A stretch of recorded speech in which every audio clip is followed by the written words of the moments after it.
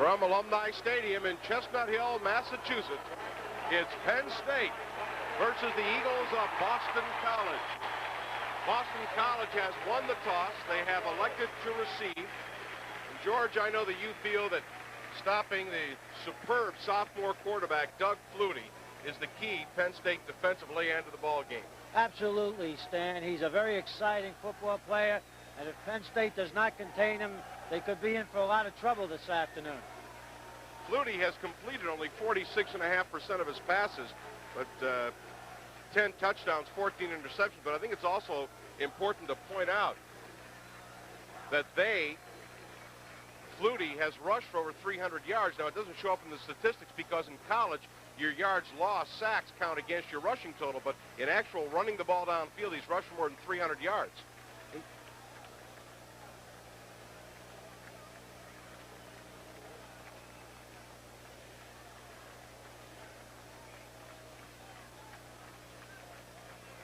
From Chestnut Hill, Massachusetts, Alumni Stadium, it's the Penn State Nittany Lions versus the Eagles of Boston College.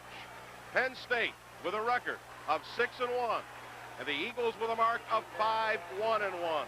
Penn State having lost only to Alabama. Boston College with a loss against West Virginia and a tie against the Tigers of Clemson. BC has won the toss. They have elected to receive. Penn State to kick off from right to left. The wind has been swirling around, but what wind there is will be at Penn State's back. Ken Bell, number 30. Howie Brown, number 25 on the near side to return the kick by Massimo Manca. Manca approaches. He gets off a boomer. Back deep. Howie Brown will take it on the touchback. And Boston College will start out 1st and 10 at their own 20-yard line.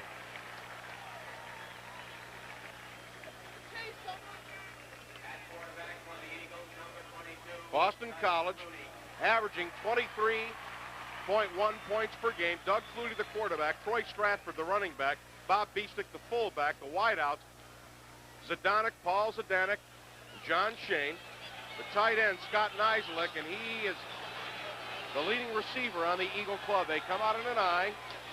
Here's Flutie giving off the Biestick up the middle, and he gets out near the 25-yard line. Stan, on the very first offensive play, Boston College came out in an unbalanced line. We've got a flag on the play. Offside, Penn State. So Boston College will take the penalty, give them 5 yards. It'll make it 1st down and 5. And what were we talking about before the game? They very seldom give the ball to the fullback Biestick. He's only carried 114 times, got a good average, 5.7, but they come right out and give the ball to the fullback. And we can look for Boston College to use a lot of formations and a lot of shifting. That time, as I said, on the 1st down, they came out in an unbalanced line. The defensive ends for Penn State, Walker Lee Ashley, Steve Sefter, Greg Gattuso, and Dave Ofer, the tackles. Kelly, one of the linebackers with Radisick and Paffenroth. Mike Zordich, number 43, replaced Hamilton. Biondi, Jackson, and Robinson back deep. 1st down and 5. Boston College, their own 25-yard line. Man in motion to the near side is Stratford. Flutie.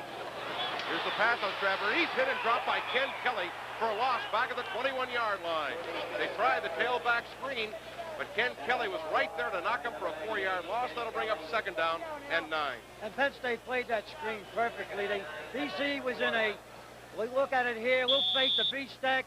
Flutie tries to get the quick screen. There's Ken Kelly, puts him down for a loss. Kelly reading something there, and he got in the backfield for the 4-yard loss. It'll be 2nd down, 9 yards to go from the 21. High backfield, man in motion. Phelan, Flutie to throw. He's got it, and it's complete. Out to the tight end, Nizilik. Out near the 30-yard line. They'll mark it shy of the 30 to the 29, and that'll bring up 3rd down and 1. Scott Nizilik, the leading receiver. That's his 23rd reception on the year for 2 touchdowns. Well, they took the flanker back, put him in motion to the formation. This is a big play. Nizilik goes to the sidelines, makes the reception. 1st down. Kelly pushed him out of bounds. They ruled he was out at the 29, so it'll be 3rd down and 1 yard to go. Unbalanced line to the left. Biestick, the fullback, driving his way across the 30 and out to the 32 for a first down. Greg Gattuso made the tackle, but good second effort by Beestek, who was stopped shy of the line of scrimmage, pounding forward. He's 6'2" and 230 pounds. And they ran right over number 62, Belcher, that great offensive center, who's about 270 pounds, and Beestek did a good job to get that first down. The officials, the referee James Garvey, they are a mix from the ECAC and the major independents. First down and 10, Boston College, their own 32-yard line. Flutie, flag is down, over the middle, it is caught by Nizilik, out to the 40, but again, a flag is down. It's shy of the first down, we'll wait for the call. Scott Radisson making the tackle on Nizilik. And the penalty, it appears, will go against Penn State. Offside again. George, they've got to be lining up offside. Well, it's a possibility, or BC could be staggering their count. The quarterback changes his count a little bit. This time they have two wide receivers to the right. They clear out, and Nizilik, number 86, comes across underneath and makes the reception.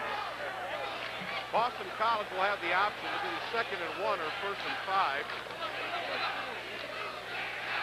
James Garvey signifying that BC has declined the penalty. They will take the gain, a 9-yard gain from Flutie to Nizilik, the second completion with that pair. That'll bring up 2nd down and 1 yard to go. Gerard Phelan wide to the right on 2nd down and 1, a down to play with. Penn State shifting on defense. Flutie to throw. Time over the middle. It is caught for a first down by Nizilik again into Penn State territory at the 45-yard line. Radisson made the tackle, but again, Scott Nizilik with his 3rd reception wide open. Well, BC had it down the way, so 2nd and 1. Once again, Nizilik, their leading receiver, coming right to left. The area of the zone is cleared out. The ball is right on target, and another BC first down. The gain is 24 yards. 4 for 4 for Doug Flutie. First down and 10 at the Penn State 45. Play fake, he's looking deep, man open, and it is incomplete. Almost.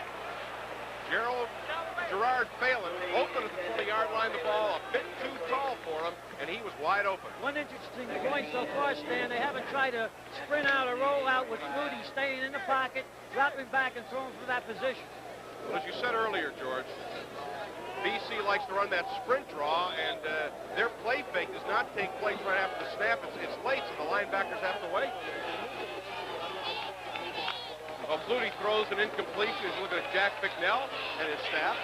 2nd down and 10 yards to go, Boston College. Got a slot to the left. Here's the draw play to Stratford. He stumbles and falls, and he gets back to the line of scrimmage. Had a hole, but he lost his footing. Covered on the play by the Penn State defense. It goes for no gain and brings up 3rd down and 10 yards to go. And again, Boston College at this juncture moving against a very stiff wind.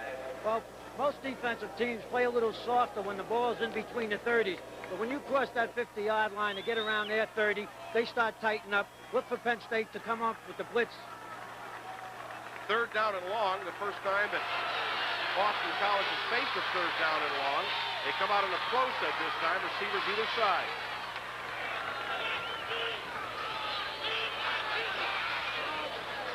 Flutie he's hit in the backfield, he gets away.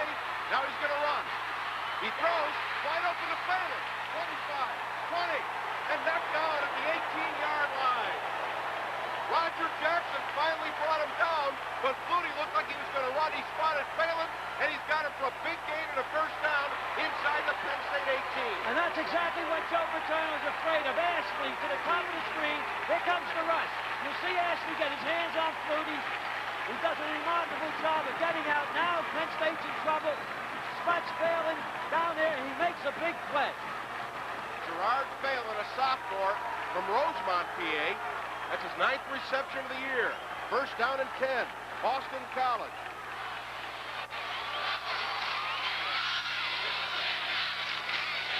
Flutie looking in the end zone, and is cut for a touchdown.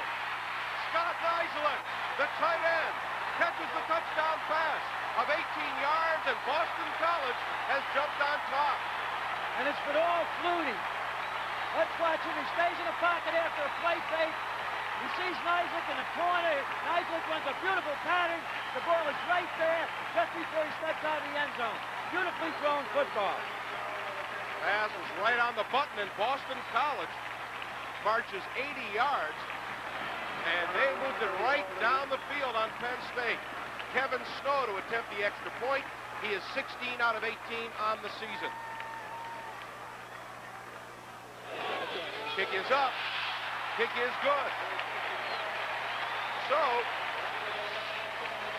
in a drive that took less than 4 minutes, Boston College marches down the field. There's a timeout in the action. The score, Boston College 7, Penn State nothing. We'll be back right after this.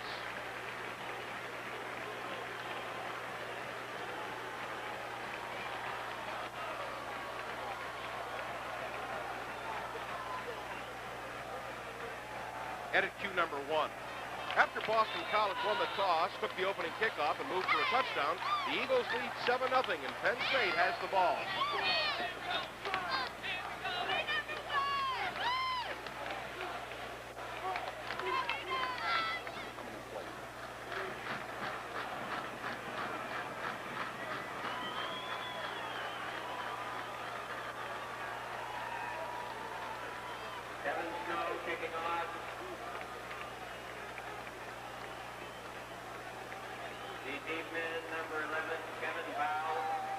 Kevin Snow to kick off for Boston College. The Golden Eagles taking the opening kickoff and marching 80 yards in 9 plays. A touchdown pass from Doug Flutie. The tight end Scott Nizick for 18 yards. The extra point was good, 7-0. Kevin Bow and Tony Mumford back deep for Penn State. Snow will kick against the wind. And it's a line driver hitting the ground. Mumford will pick it up at his 7. To the 20, outside to the 30, and down at the 31-yard line. A 24-yard return by Tony Mumford. George Radachowski, starting defensive back, made the tackle. Stan, the big play in that drive was Flutie breaking out of Ashley's tackle, and this is what he does so well. He makes that big play when you need it. 9 plays, 80 yards. Only faced 2 third-down situations. As George mentioned, the big play was a 3rd down and 10. He failed on the big pass. So here comes Penn State, their first offensive possession at their own 31. Warner and Williams behind Todd Blackledge. Here's Williams picking his way across the 35 and out to the 36. Give Williams 5 to make it 2nd and 5. Steve Lubisher and Russ Joyner, the defensive ends, make the tackle for Boston College. Todd Blackledge at quarter, Warner the fullback, Williams, Jackson and Gary to wideout. Keller, Spiros, Battaglia, McGinnis, Kontz, and Mike McCloskey. 2nd down and 5, Penn State at their own 36. Again, the I backfield. Jackson left, Garrity right. Warner, 1st down. Got some room to the 50 and into Boston College territory at the 49-yard line. So Kurt Warner with a 15-yard gain gives Penn State a 1st down. BC's linebackers are playing very loose. They're playing more for pass than run. Penn State takes advantage. It's a lead play up over the left guard. Warner makes a nice run. You let him get an open field too often, and he'll be gone. Marked it at the 48. It'll be a 16-yard run.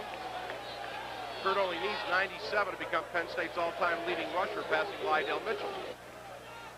1st down and 10, Penn State. Williams, right tackle, gets a yard perhaps to the 47. A little bit of misdirection there on a fake to Warner. Williams gets 1 to make it 2nd and 9. Russ Joyner and linebacker Steve Diassi make the tackle for the Eagles. Russ Joyner, Lubisher the ends, the tackles, Junior Poles and All-American Rob Swanky. The nose guard is Scott Harrington. Fitzpatrick, Diassi, linebackers Thurman, Radachowski, Herrera, and Crawford deep. 2nd down and 9. Blackledge, he's throwing the home run ball, and it is intercepted at the 4-yard line. Coming down with the football, Tony Thurman, left cornerback, number 17. And Todd Blackledge on his first pass attempt Going deep is intercepted. They both play fake. They go to the tight end to the left of the screen. McCloskey, 2 wide receivers to the right. They throw back. Thurman's in perfect position. He steps in front of the ball for the interception. Tony Thurman, with his 3rd interception of the season, has given Boston College the football back. They'll mark it at their own 3-yard line. First down and 10. Strahan, the ball carrier. He's hit hard at the 5-yard line. Gets to the 6th. Mark Robinson, strong safety, came up to make the tackle. Steve Strahan, a sophomore, 6'1", 202, leading rusher on the Boston College Club, 331 yards, averaging 4.4 yards per carry and 2 rushing touchdowns. The gain is 3. The 6 make it 2nd down and 7. Strahan and Stratford, who started the game, will alternate most of the afternoon. One wide receiver split to the left side. Strahan again, right tackle, got some room and gets out past the 11 near the 12-yard line. A pretty good run by Steve Strahan. That'll bring up 3rd down and 1 yard to go. Dave Papenroth made the tackle with help from Roger Jackson. That time they caught Penn State linebackers out of position. They came back to the short side of the field to the tight end, made a nice gain out of it. 8 minutes, 10 seconds to play, first quarter. Boston College on top, 7-0. 3rd down, 1.5 yards. BC switching all over the place, but they end up in an I. Here's the go, tailback. He's hit and dropped for a loss at the 10-yard line. Strahan was hit and dropped.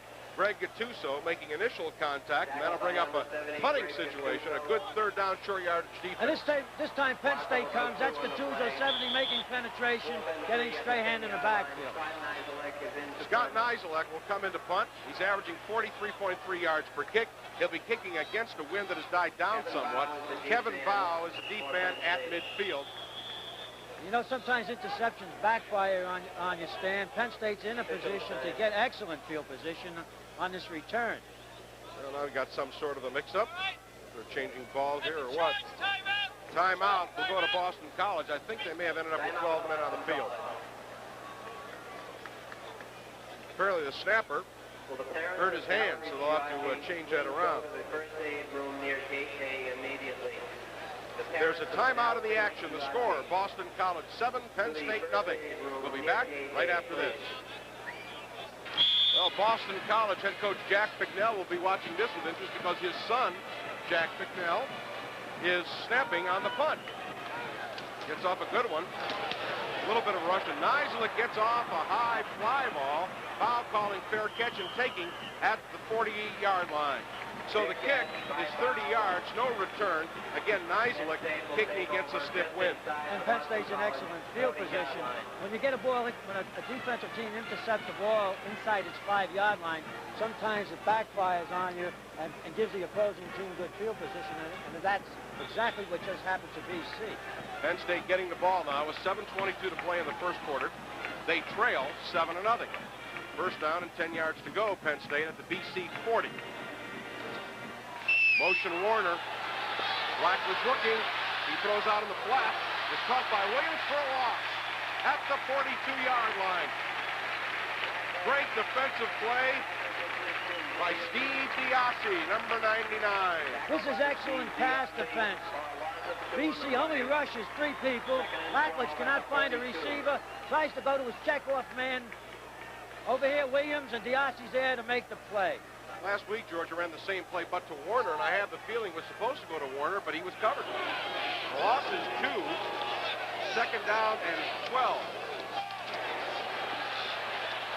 Blackwood's looking, throwing, and it is caught by McCloskey at the 25, 20, and he's down at the 14-yard line. Scott. Todd Blackledge hitting McCloskey. And the game.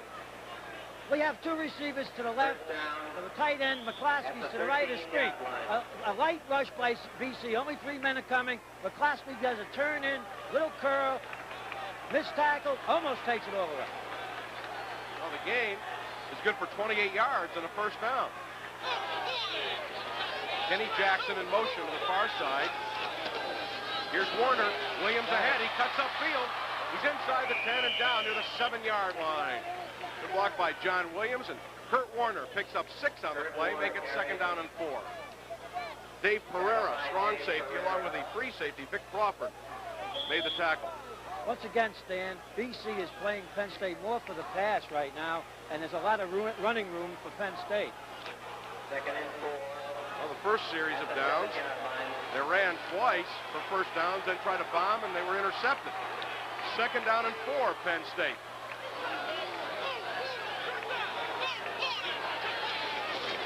Warner, right guard, inside the 5, down at the 4.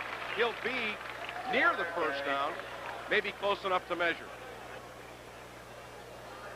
Junior Bowles, that is he, a mountain, senior, 6'4", 281 pounds, number 72. And he's very quick. He's also real quick off the ball. That time, he shifted his position. Kurt Warner, the great back that he is, found a little hole back to the inside and almost got to the first down line. Kurt looked like he was breathing hard. Of course, if a 281-pound guy fell on you, you'd be breathing hard, too. Just a little bit short. So it'll be 3rd down and inches. Kirk Bowman comes into the game as Jack Bicknell looks on, as does Joe Paterno. They'll go with the double tight end. George, would you gamble here and go for the 6? Well, they might, but I would go for the first down right now, and then you have 4 shots at it from about the 3.5. All right. Double tight end. They go in the power I as Joel Coles comes into the game. Blackledge sneaks and he dives all the way to the 2-yard line. So Blackledge easily picking up the first down. That'll give Penn State a 1st and goal at the 2-yard line. Again, this drive started at the Boston College 40-yard line after BC had to punt out of their own end zone. Looks like Todd's limping a bit there. Junior Bowles may be wreaking more havoc. The 280 pounds fall on you know something's happened. He's a great football player. Again, the power I. Now they shift out of it as Williams goes for a wing. 1st and goal. Williams in motion. Warner. Touchdown, Penn State. Kurt Warner twisting and turning for the 2-yard touchdown run. When you give him a crease, he's going to make the best of it. That time he actually made a good run for about 1.5 yards for the touchdown. Let's watch Kurt Warner. The little cross-buck action. Finds a little crease. That's number 99, Deontay jumps, ducks under him, turns upfield, squares his shoulders away, and drives for the touchdown. Nick Gancitano will attempt the extra point. He is 10 out of 10 on the season on extra points. Kick is up. Kick is good. So Penn State, marching 40 yards in 6 plays, has tied up the game. There's a timeout in the action. The score, Penn State 7, Boston College 7. We'll be back right after this. Penn State evening up the score, a 40-yard drive in 6 plays. Kurt Warner going over from the 2. Drive taking 2 minutes and 31 seconds. Oh, in the first quarter, we've got 4:51 to play, and the ball game is all tied up. Massimo Manca to kick off for Penn State. Howie Brown back deep. Brown will go way back in the end zone, 8 yards deep. He'll take the touchback, and again, Manca kicking with the wind this time. And Boston College takes over 1st down and 10 from their own 20-yard line, as they did in their initial scoring drive. George, from a psychological standpoint, I've got to believe it was important for Penn State to come back right then and there and even this thing up. Oh, yeah, sure, it always is, but really the 2nd and 3rd series of downs as the game starts to settle in are the most important. This will be very interesting to see if BC can continue to pass the ball. 1st down and 10, Boston College their own 20. Flutie to pass, blitzes on, it's a screen, and then it's caught out in the flat by Beestick. 25 and out to the 30-yard line and very near the 1st down. Roger Jackson finally brought him down, very near the 30. And where they're marking it, very well may be short. Again, Flutie's, everything's from drop back. Here's Beestick off to the left, a full-back screen. It develops beautifully. They kick out number 33, Pavenroth. They make a nice gain at it. Just a bit short, so it'll be 2nd down and about a foot. Flutie's going to throw. He fires over the middle, and it is caught for a 1st down at the 45-yard line. Paul Zdanek makes the catch. They passed on second and short. Ken Kelly, can't say made the tackle because Zdanek's knee went down. But when this kid's hot, he's hot. He really drills that into Zdanek. That's Scott Radicic almost gets his hands on it, makes the reception for the first down. Flutie was only completing 46.5% of his passes, but now he is 8 out of 9 for a touchdown. Stratford trying to get outside, cuts up, and gets to the 50-yard line. Good running by freshman Troy Stratford. Greg Gattuso made the tackle, but not before he picks up 5. It'll be 2nd and 5 directly at midfield. And look at Boston College. They're running without a huddle. Running without a huddle. 2nd and 5. Flutie in the flat, incomplete. That's the easiest pass he had to throw all day, and he missed him. Now, BC has shown a lot of formations, and they're showing them early. They want to get on the scoreboard and get as many points up before Penn State can make any adjustments at the second half. And it seems to me that Penn State has to put more pressure on Flutie because right now he's killing him. He's 8 out of 10 for 83 yards and a touchdown. And again, completing only 46.5 coming into the game. 10 touchdowns and 14 interceptions. And of course, in quarterback stats, you would like to have those reversed. Now it is 11 touchdown passes. 3rd down and 5 yards to go, this time out of the pro set. Flutie with all kinds of time, firing in the flat, and it is incomplete. Intended for Nizilik, who was wide open, and would have had the first down, but the pass thrown a bit behind them. So Penn State gets a break there. Well, Penn State had Nizilik double team. Radicic, the linebacker, was underneath, and Zordich, number 43, their hero man, was behind him. And Flutie tried to get the ball high, got it too high. Well, Nizilik will come on to punt. His first punt of the day was 30 yards. Mumford. Here comes the kick. Fair catch called for and taken by Mark Robinson at the 14-yard line. So that time, Mark Robinson taking it. The kick is 36 yards. No return again. And Penn State will start out 1st and 10 from their 14-yard line.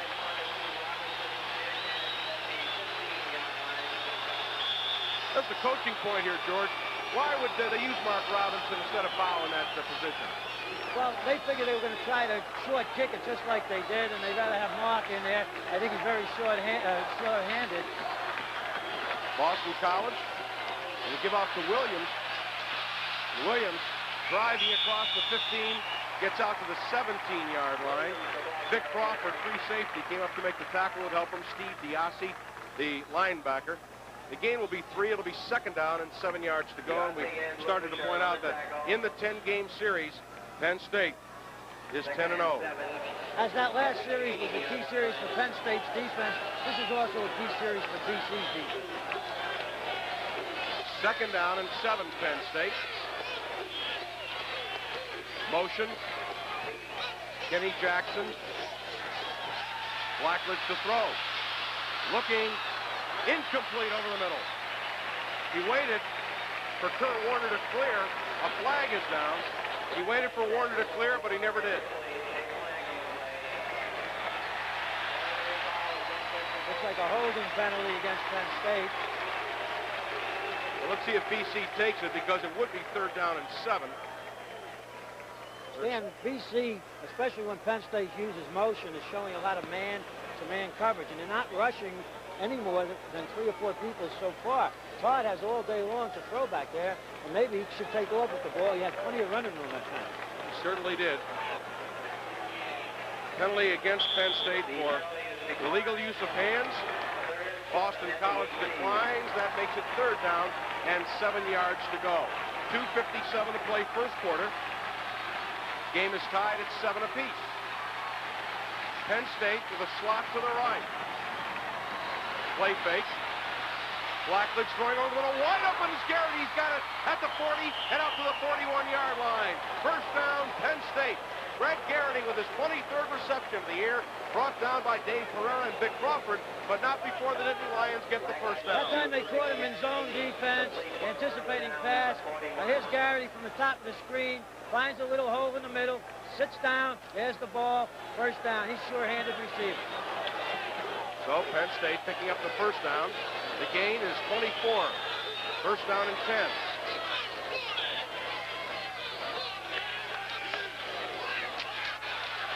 Blackledge, he's firing a home run ball, and he's got a man open, and it is caught! Touchdown, Kenny Jackson! 59-yard bomb from Todd Blackledge to Kenny Jackson. Well, I said they were playing a lot of man-to-man. That time they caught a man-to-man. Jackson against Thurman. He's awful difficult to single cover. It was first down. BC looking for the run. We'll play action fake to Warner. And here's this ball. Todd Blackledge throws the wrong pass as well as anybody in collegiate football. Right on the mark. An easy 6. His 18th touchdown of the year, and that sets a Penn State single-season record for touchdown passes. Kenny Jackson with his 5th touchdown catch of the year. Gancitano with the extra point, and it is good. So Penn State marching 86 yards and a bomb. Kenny Jackson catching the 59-yard pass. Well, we've said all the year long in our standings, a difficult man to single cover. And in that particular time, Thurman got caught in single coverage, man-to-man. Blackledge got him the ball, and it becomes a foot race. Kenny runs about a 4.5 40. Watch the catch, great concentration. Right over his right shoulder. Very well thrown ball. Takes it in for the score. And he beat Tony Thurman, the man who made the interception on the first pass. And that is the first touchdown pass Blackledge has thrown in 3 weeks. Yeah, but Thurman was defending against McCloskey, a 6'6" tight end, who's not quite as fast as Jackson. So the Nittany Lions with their first lead of the game. They have scored the last 2 times they've had the ball, driving 40 and 86 yards. That was a rather rapid drive. 86 yards in 4 plays. Manka to kick off to Brown and Bell. Howie Brown on the near side, Ken Bell on the far side. Manka's kick this time is a line driver going into the end zone and out of the end zone.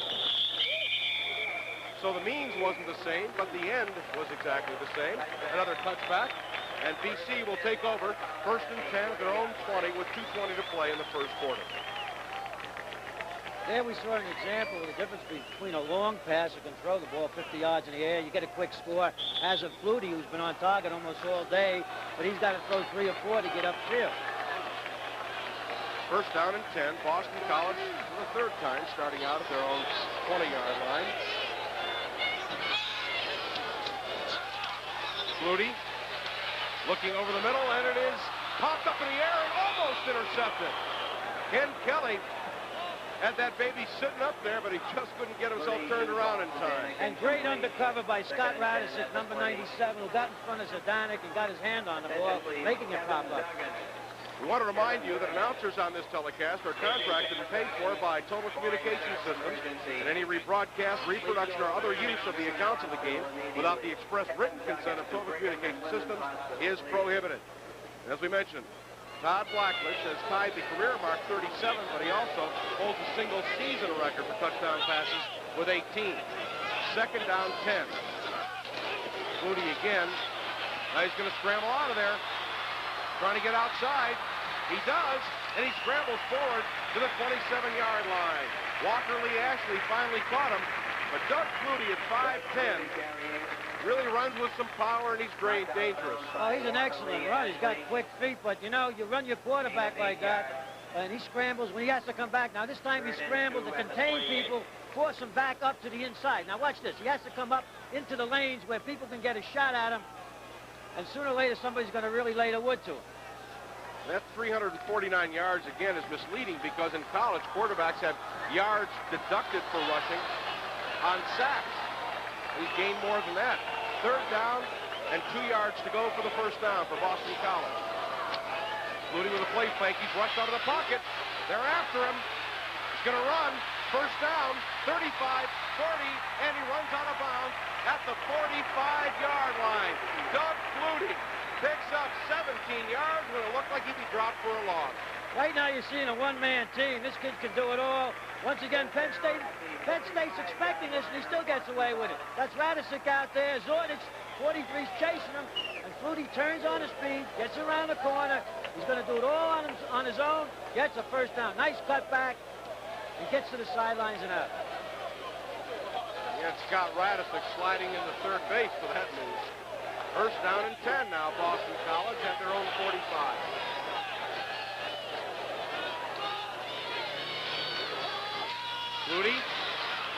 flap, incomplete.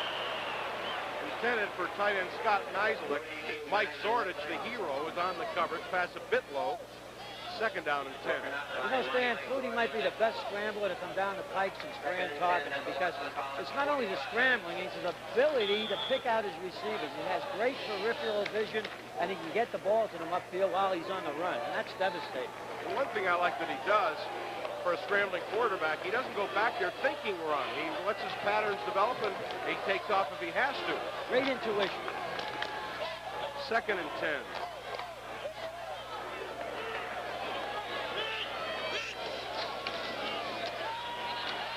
Flutie is chased. He's hit. He's sacked by Walker. Lee actually at the 35-yard line. Actually really came hard from defensive end. Also, Garrett from the right side of the screen puts the heat on. Again, play action. They came right back to the pass. It's a good call. Penn State only rushes about 4 people, and that's Walter Lee Ashley to the right of the screen, comes from behind and puts them down. Penn State now with 17 sacks on the year. And that brings up third down and 20. Dan, notice how Penn State ends up boxing him in, forcing him to go back into the inside. Slot left. Flutie over the middle. Intercepted by Penn State. Scott Radicic, the 30, and knocked out of bounds at the 25-yard line. He was looking for Neislich again, but this time Scott Radicic jumped in front of the pass. He picked it off as he did a week ago, his third interception of the year. Here's an example of filling the lanes underneath. Penn State is putting on pressure with 3. You'll see Radicic come in front of the ball like he did last week against West Virginia.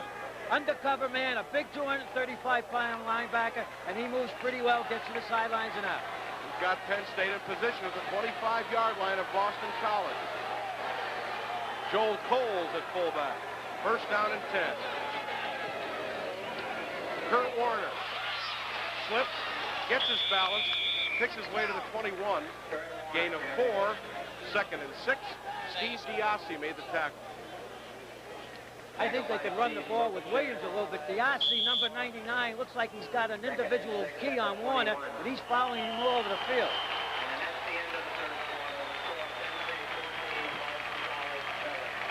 That's the end of the first quarter of action. The score, Penn State 14, Boston College 7. We'll be back right after this.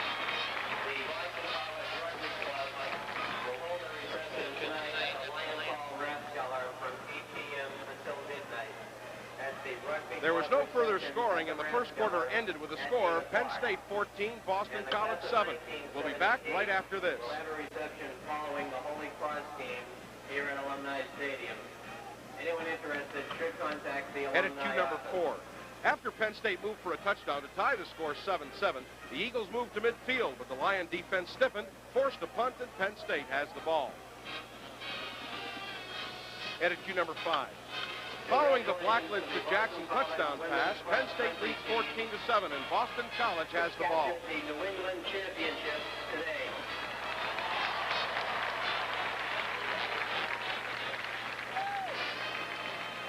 Lead in out of break. We're back with the second quarter of action with Penn State in control of the football. Lead in out of break. We're back with second quarter action with Boston College in control of the football. Penn State, second down and 6 at the Boston College 21. Warner inside to the 15 and down to the 12-yard line. Kurt Warner picking up 9 and a Penn State first down. Vic Crawford made the tackle, but not before Warner gets that first down. He has 41 yards. This is just a lead play. I mentioned before that BC's linebackers are playing very loose, and you cannot give Kurt Warner that much daylight to run up inside on. 12-yard line. They're going to have to tighten up for the run, and possibly Penn State will come back with the pass. Here come the Nittany Lions out of the huddle. First down and 10 at the Boston College 12. Play fake. Blackledge looking all the time in the end zone. It is caught for a touchdown. Greg Jeremy with the touchdown catch, sliding along the turf, and Penn State has scored again. Now, once again, Blackledge had all day long to throw the ball. They cannot give him that much time because your receivers are running all over the place. Now, watch this particular play. You'll see Garrity coming right to left. Now the pattern's broken, but Blackledge has so much time. He picks him up. The ball is thrown low. Garrity makes a sliding catch on his stomach. Great reception for the touchdown. Greg Garrity's third touchdown catch of the season. Blackledge's 19th touchdown pass. Nick Gancitano for the extra point. It is blocked, but there's a flag. Boston College was offside. Right defensive end really came flying through there. He got off the count early, so Penn State will get another shot at it. Vic Crawford was attempting to block it. He was offside, so Penn State will get another try. Penn State moving 25 yards in 4 plays. Took 54 seconds, and the score coming on a touchdown pass to Garrity. You know, I think Blackledge could have run that ball, and he had so much room and so much daylight. And I wouldn't be surprised in the second half if DC continues to defend the passes, but you'll see him take off with that ball up into the inside. Well, Gancitano will get another crack at it. He is 12 for 12 on the year.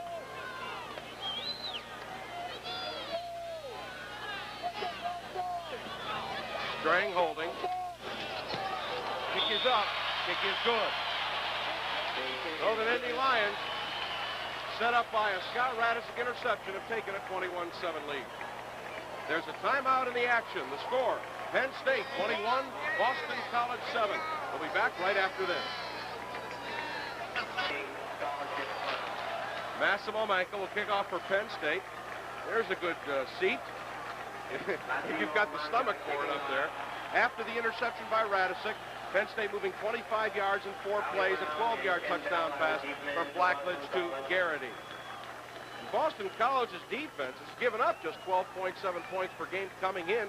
Penn State with 3 touchdowns in the first half. Ken Bell to the near side, Howie Brown to the far side. Manca has been able to kick the ball in the end zone every time, but this time he'll be doing it against the wind. High, end over end.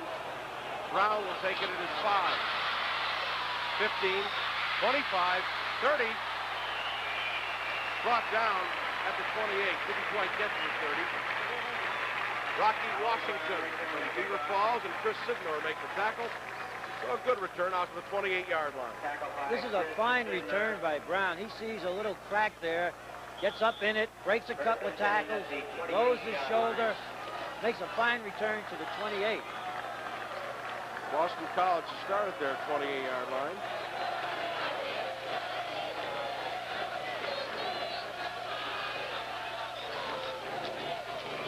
Here's Stratford, hit in the backfield and dropped for a loss at the 27-yard line. Joe Hines, right defensive tackle, along with hero Mike Zordich, getting the great penetration. This time Joe Hines wrapped his arms around the ball carrier. No gain.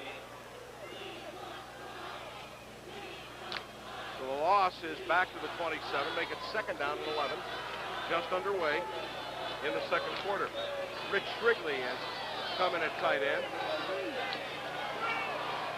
Receiver split either side. Zdanek to the bottom of your screen. Single setback. Flutie looking, throwing deep, and it is incomplete. Almost caught and hung on to by Neislich up at the 45. He took a real shot from Mark Fruhan, and Joe Paterno putting the second-team defense in. And Stan, you know, when you're ahead by 14, you can fool around with your defense a little bit. That time Penn State jumped into a 2-3 safety type of defense with double coverage on the wide people, and once again they had Neislich double covered on that. He'll have some difficulty breathing tonight because he took a shot right in the ribs, and there you see Scott Neislich. What a football player he's been for Boston College. Got 3 receptions today. Penalty was on Boston College, declined by Penn State. Holding. It'll be third down and 11. Third and about 11 at the 27. Neislich, Boston College's leading receiver, is on the sideline. Steve Sefter, defensive end, but they've got freshman Todd Moles in there. Joe Hines, Carmen Massiantonio. Third down and 11 out of a pro set backfield. Flutie over the middle, wide open. It is John Shane, and he's got the reception for a first down up at the 46-yard line. Well, again, there's an example. No pass rush. Penn State only rushes. Get 2 tackles and an end. Now Flutie has all day. And Shane coming across the middle, finds daylight. The ball's there. Nice reception, first down.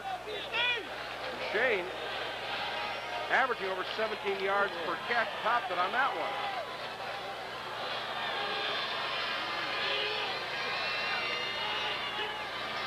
Here they come. Blitz. Flutie rolling. He's looking, throwing, and it is caught by Nizilik out of the 22-yard line.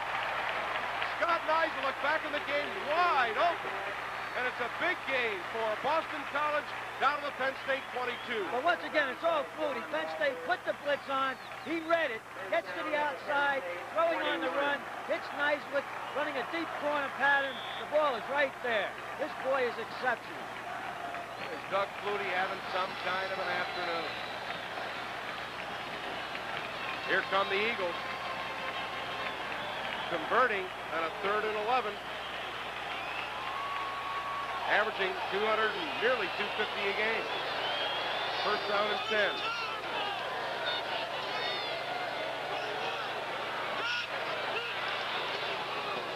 Bradford, not much of a hole.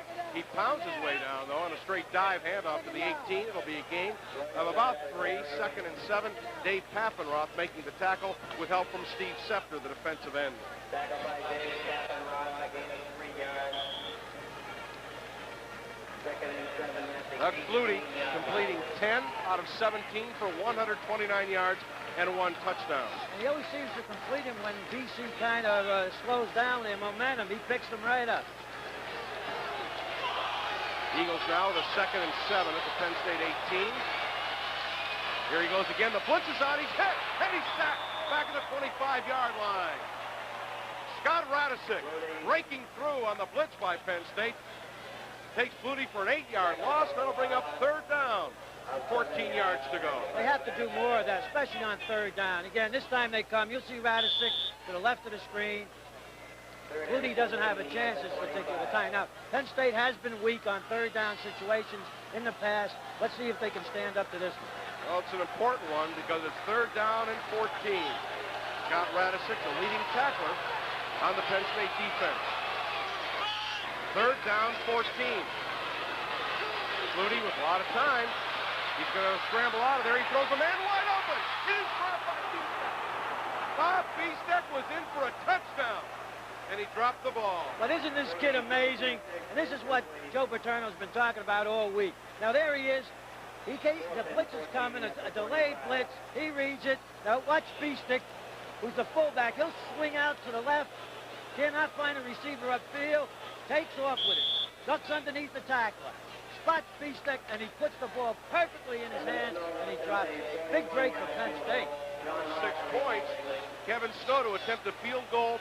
He is 6 out of 10 on the year. This one will be 42 yards, an angle to Snow's right. Kick is up. It is long enough. It is good. Kevin Snow with a 42-yarder gets Boston College on the board.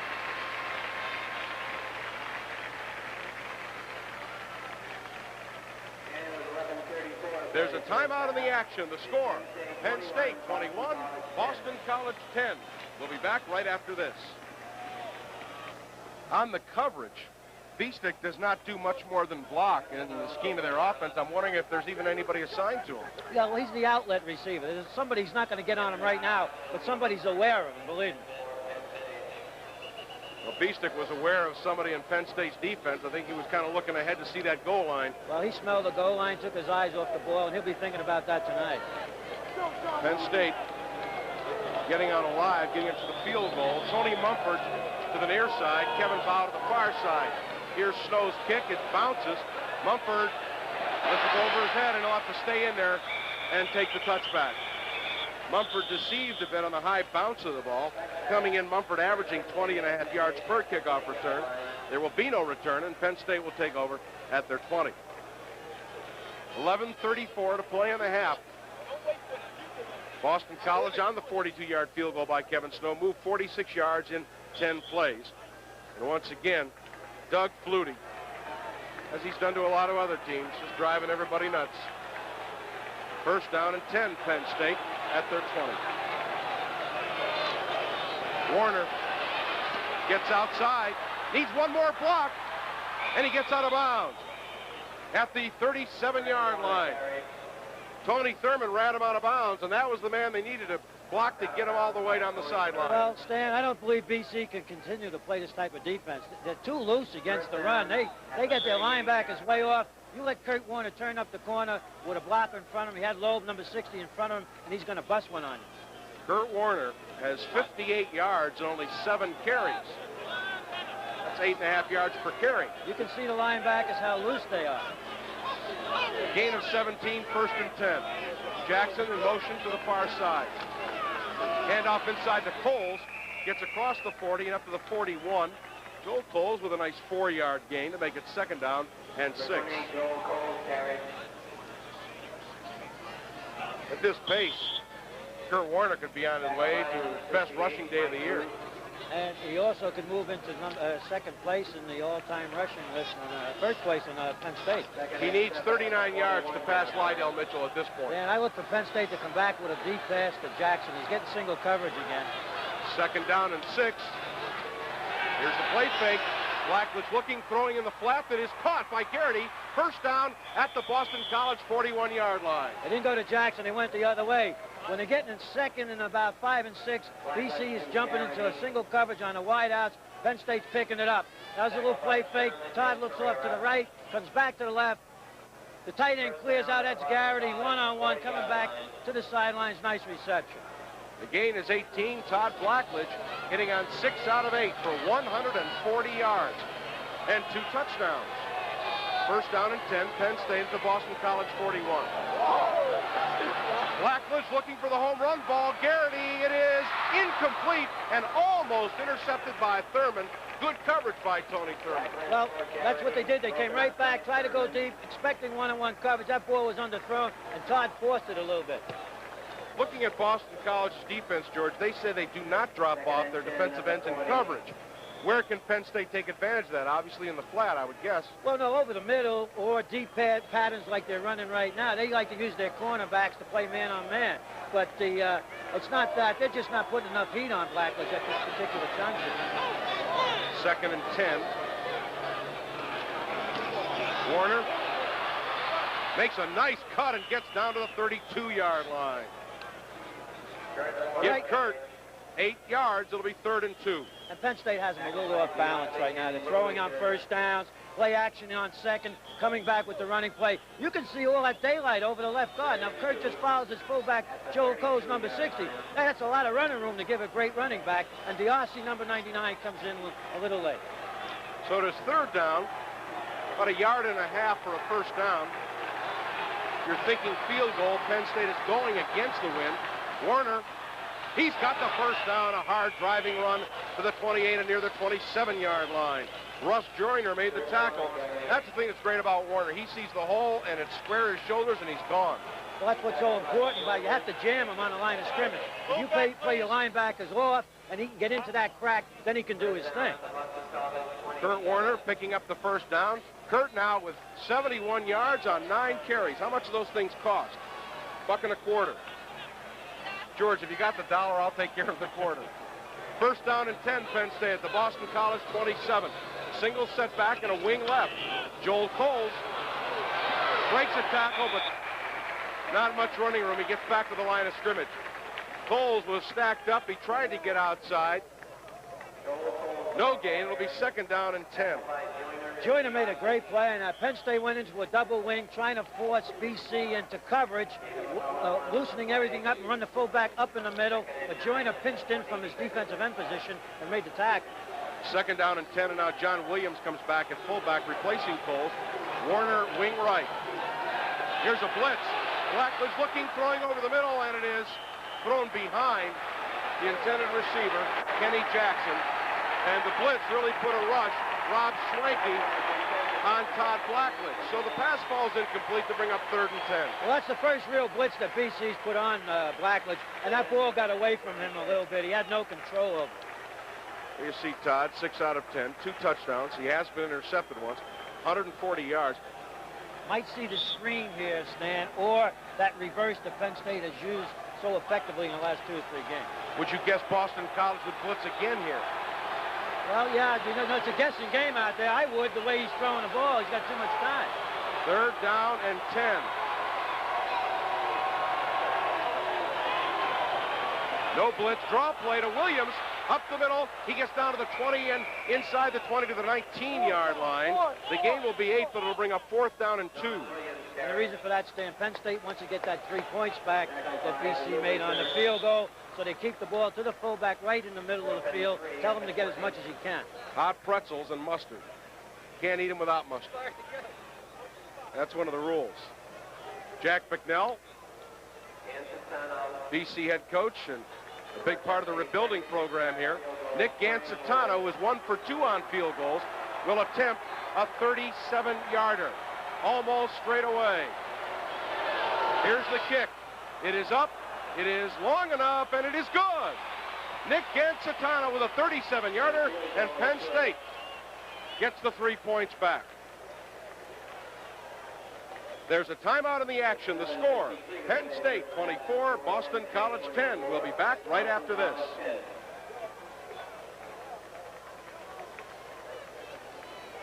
Headed cue number 8. After Penn State moved for a field goal to increase the Lions' lead to 24-10, Boston College has the ball.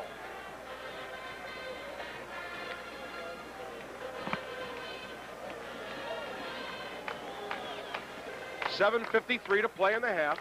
Penn State up by 2 touchdowns at 24-10.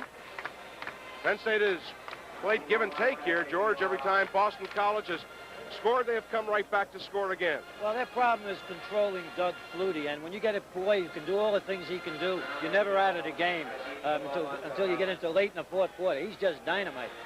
Mankin a kickoff. Howie Brown, far side, averaging 18 yards per return. Ken Bell on the near side, a freshman, averaging 16 yards per return. Kick will come to Brown at the 2. 15.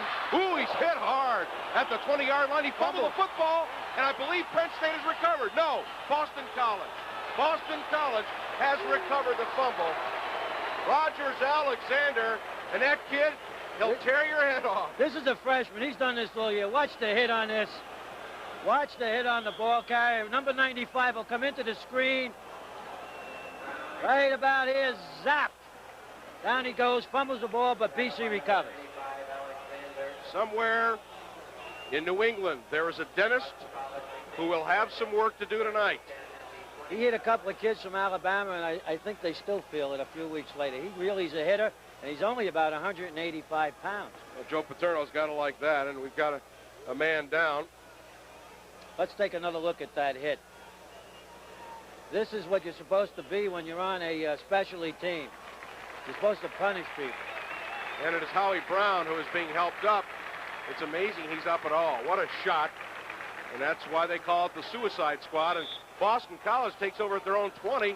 And Howie's thinking, why didn't he kick it into the end zone if that's where we're going to end up here? Could have done it the easy way. Field goal by Gancitano has Penn State up 24-10. First down and 10 yards to go, Boston College. Tailback draw to Strahan. He makes nice yardage out to the 27-yard line. Steve Strahan with a 7-yard gain. Dave Ofer making the tackle. Strahan is a sophomore at 6'1", 202 pounds. Good size in this Boston College team. Their offensive line, George, averages 260 pounds. Well, they're as big as any college team in the country. Second down and 3, and BC comes out with a triple wide receiver set and a slot left on 2nd and 3. Time it's Stratford, and Stratford lunges for the first down across the 30. The gain is 3. It'll give BC a first down. Roger Puz makes the tackle for Penn State. Well, they want to get the ball in a little better position. They're down by 14. They know they can't make any more mistakes, so they're going to the running game. Now Strahan comes back in, replacing Stratford as Jack Bicknell shuttles his tailbacks. Mark Fruhan into the game. Roger Jackson out on defense. Again, a slot left and a triple wide receiver set. Flutie. Hit by Ashley. He's got him for a loss. He fumbled, but I believe they'll call him down, and I think he was. And that's the classic way to stop a scrambler. Ashley come in, made deep penetration, and he waited. He knew Flutie was going to come sooner or later. Let's watch it. You see Ashley break down. He stops right here, plays off to the blocker, and Flutie tries to get outside, and he's waiting for it. Steve Lively, number 70, is the guard who was blocking on Ashley and having his troubles. Walter Ashley's 237 pounds, and it's a mismatch right there. Well, Lively is 276, but obviously Ashley doing with quickness. The loss is 7. It is second down and 17. Blitz. Flutie throwing wide open is Nisley. The 45, 50, and he's hit on a good tackle at the Penn State 48-yard line. Dan Biondi brought him down, but again, Nisley, the tight end, is just really tearing Penn State secondary apart. But this is a beautiful play by Nisley. Now watch this. There's a little bit of a blitz. It's picked up very well by BC's offensive line. Nisley runs to the sidelines. Now he'll break it back towards the inside of the field. He was supposed to go upfield, turns back to the inside, puts the linebacker, misses him. He's chasing him. Great tackle by Biondi, number 39. First down and 10 near the Penn State 48. Flutie fires out the screen in the flat. He kind of dumped it away. It was intended for Strahan. Ashley put the rush on. Well, the right tackle didn't get out to pick up the end blitzing on that particular play. But, you know, most of BC's big plays have been off broken plays where he starts running with the football, and it's very difficult to defense. They're not sophisticated, organized pass patterns. He just breaks out of that box, and he hits the first guy he picks up. Nisley has caught 6 passes for 101 yards. Not bad for a tight end. Not bad for anybody. Second down and 10. Motion is failing. Flutie. Incomplete, intended for Phelan. He was open. Fruhan and Papenroth back. The pass was overthrown. And again, another key third down play. That time they brought Phelan back in the motion, and he went towards the formation and broke it out on a deep out. They ran Nisley in the flat. Nisley got all attention, and Phelan was wide open. That ball was overthrown. I'll tell you something. On the last 2 plays, Boston College has lost a foot on the spot of the ball both times. So it is now closer to third down and 11. They've cheated him about 3/4 of a yard. And Penn State has not been good in third down situations. 3-man rush. Flutie, it is tipped up and incomplete, almost intercepted by Dan Biondi. Good defensive play by the Penn State linebackers. I think it was Scott Radisson who got his hands on the ball. So Boston College will be forced to punt, and a big defensive play by Scott Radisson. They were going to go to Nisley again. Mark Robinson is back deep. He's stand inside his 15. Again, Penn State, as George explained earlier, expecting perhaps the sideline kick from Nisley. Got the wind to his back. Plenty of time. Nisley gets off a high kick. Robinson will let it go. Bounding into the end zone. Kick is 49 yards, but does not accomplish what BC had hoped for. So Penn State takes over first and 10 at their 20 on the touchback. And a big defensive series there for Penn State. Well, yeah, they're playing a type of defense where they're giving a little bit, and they're not going to break. In other words, they're giving them some short stuff, and they don't want to get hurt deep. But once again, I can't say enough about Doug Flutie as a performer. He's absolutely great. 5 minutes and 16 seconds to play in the half. Overflow crowd at Alumni Stadium, Boston College, Chestnut Hill, Massachusetts. Jackson in motion. Pitch wide. Mumford. And Mumford is hit hard. Gets out to the 23-yard line. Tony Mumford, the sophomore, taking a shot but picking up 3. Ed Broderick, backup defensive tackle, makes the stop for the Boston College Eagles. Well, Joe's been resting his players quite a bit and substituting. That time, Mumford had a nice hold if he stayed to the outside, but he decided to go back inside where there was a lot of red. Look at Penn State's rushing stat. Look at that, outgaining by more than 100 yards. Second down and 7. Blackledge looking, throwing, and it is overthrown. Intended on the sideline for Greg Garrity, but coverage by Thurman, incomplete. That'll bring up third down and 7 yards to go. Blackledge 6 out of 11. Penn State would dearly love to pick up a first down here to keep that ball away from Boston College before the half. Another Eagle touchdown, of course, would make it 24-17 and right back in it. Well, I said before, they have a lot of screen plays. They haven't utilized one today. Sooner or later, we're going to get to the screen. Penn State 3 out of 5 on third down conversions. It's a big one here on 3rd and 7. Blitz. Blackledge, he can run for it. He passes off to Williams. What a great play. 40, 45, and up to the Boston College 47. Todd Blackledge taking a page from the book of Doug Flutie. He's saying, if you can do it, so can I. And that time, that's what kills the defense. They had him back there. They put the blitz. Now, Todd's bigger and stronger than Flutie, not as elusive.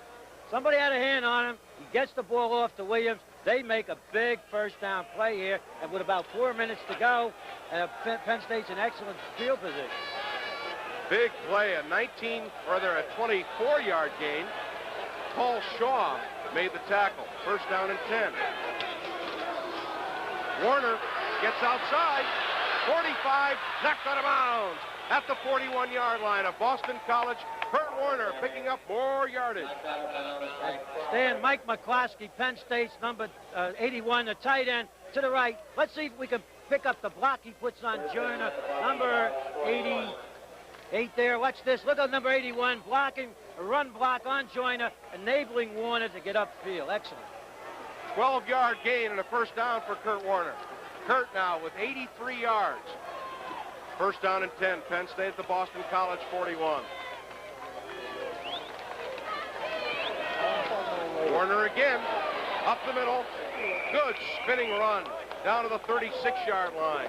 Give him 5 more. He's got 88, only 9 away from becoming Penn State's all-time leading rusher. Let's take another look at this. Here's Kurt Warner doing his thing. Finds that little daylight to the inside. Almost spins off and keeps his balance. Tony Mumford in for Kurt Warner. And I guess Joe Paterno is trying to prevent those cramps, giving him an occasional rest. Second down and 5, Penn State. Slot left.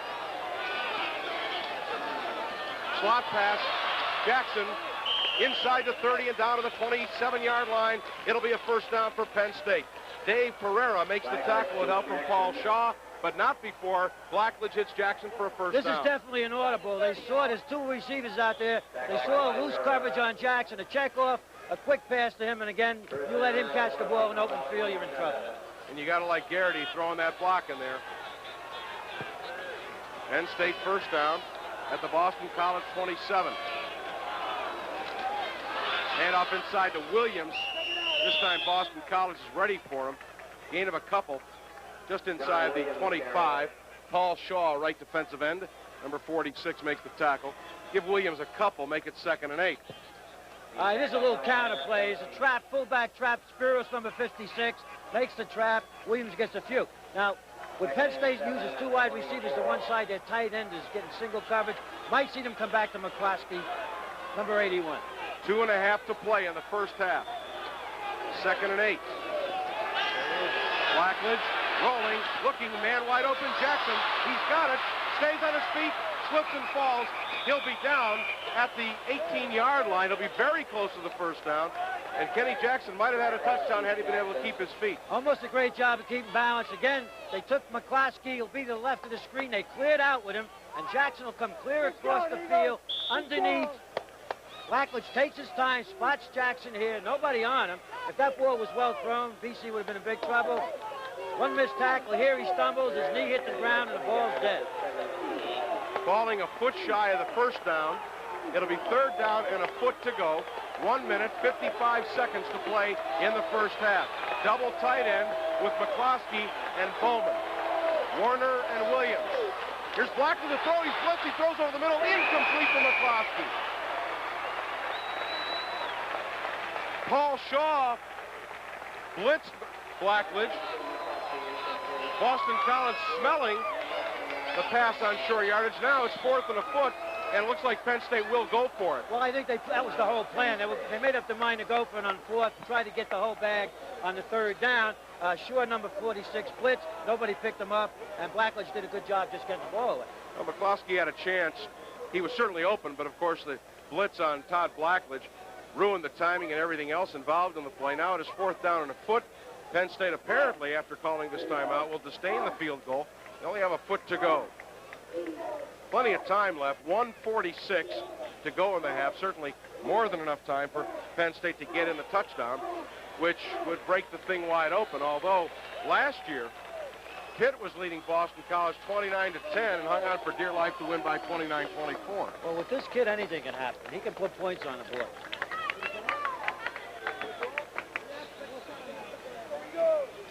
Todd Blackledge over on the sideline during the timeout, talking to Joe Paterno and the coaches. Getting a ticket to this football game is like getting stock in an oil cartel. Impossible. And you couldn't get a better day for football. This is Indian summer at its best. It's beautiful. No wind factor. Beautiful sunshine. It's about 71 degrees. Slight breeze. Just a beautiful New England day. 4th down and a foot in the eye. Double tight end. Warner. First down. He's down to the 15-yard line. Kurt Warner on the pogo stick, going over for the first down. He almost landed on his tight end's back. Watch this. Watch 81 coming to your screen to the left. Kurt goes up and over, almost gets on McCloskey's back for an added ride. If he'd have landed, is it illegal for McCloskey to carry him piggyback into the end zone? Bowman. Penn State's got a problem. Bowman is split out wide to the right. I don't know if that's where he's supposed to be. First down and 10, Penn State. Warner cuts up for the right tackle. He's met hard at the 12-yard line. For the Joel Coles on the carry. Well, Bowman did a smart thing. He wasn't supposed to be lined up as a flanker. He's a tight end. He certainly don't have the speed to be a flanker. He knew he was out of position, did not want to cause a penalty, and he just sat down and let them do their thing. Well, the play was pretty much doomed from the start. Give Coles a gain of 1. Make it 2nd down and 9. Now a flag. Couldn't be too much time.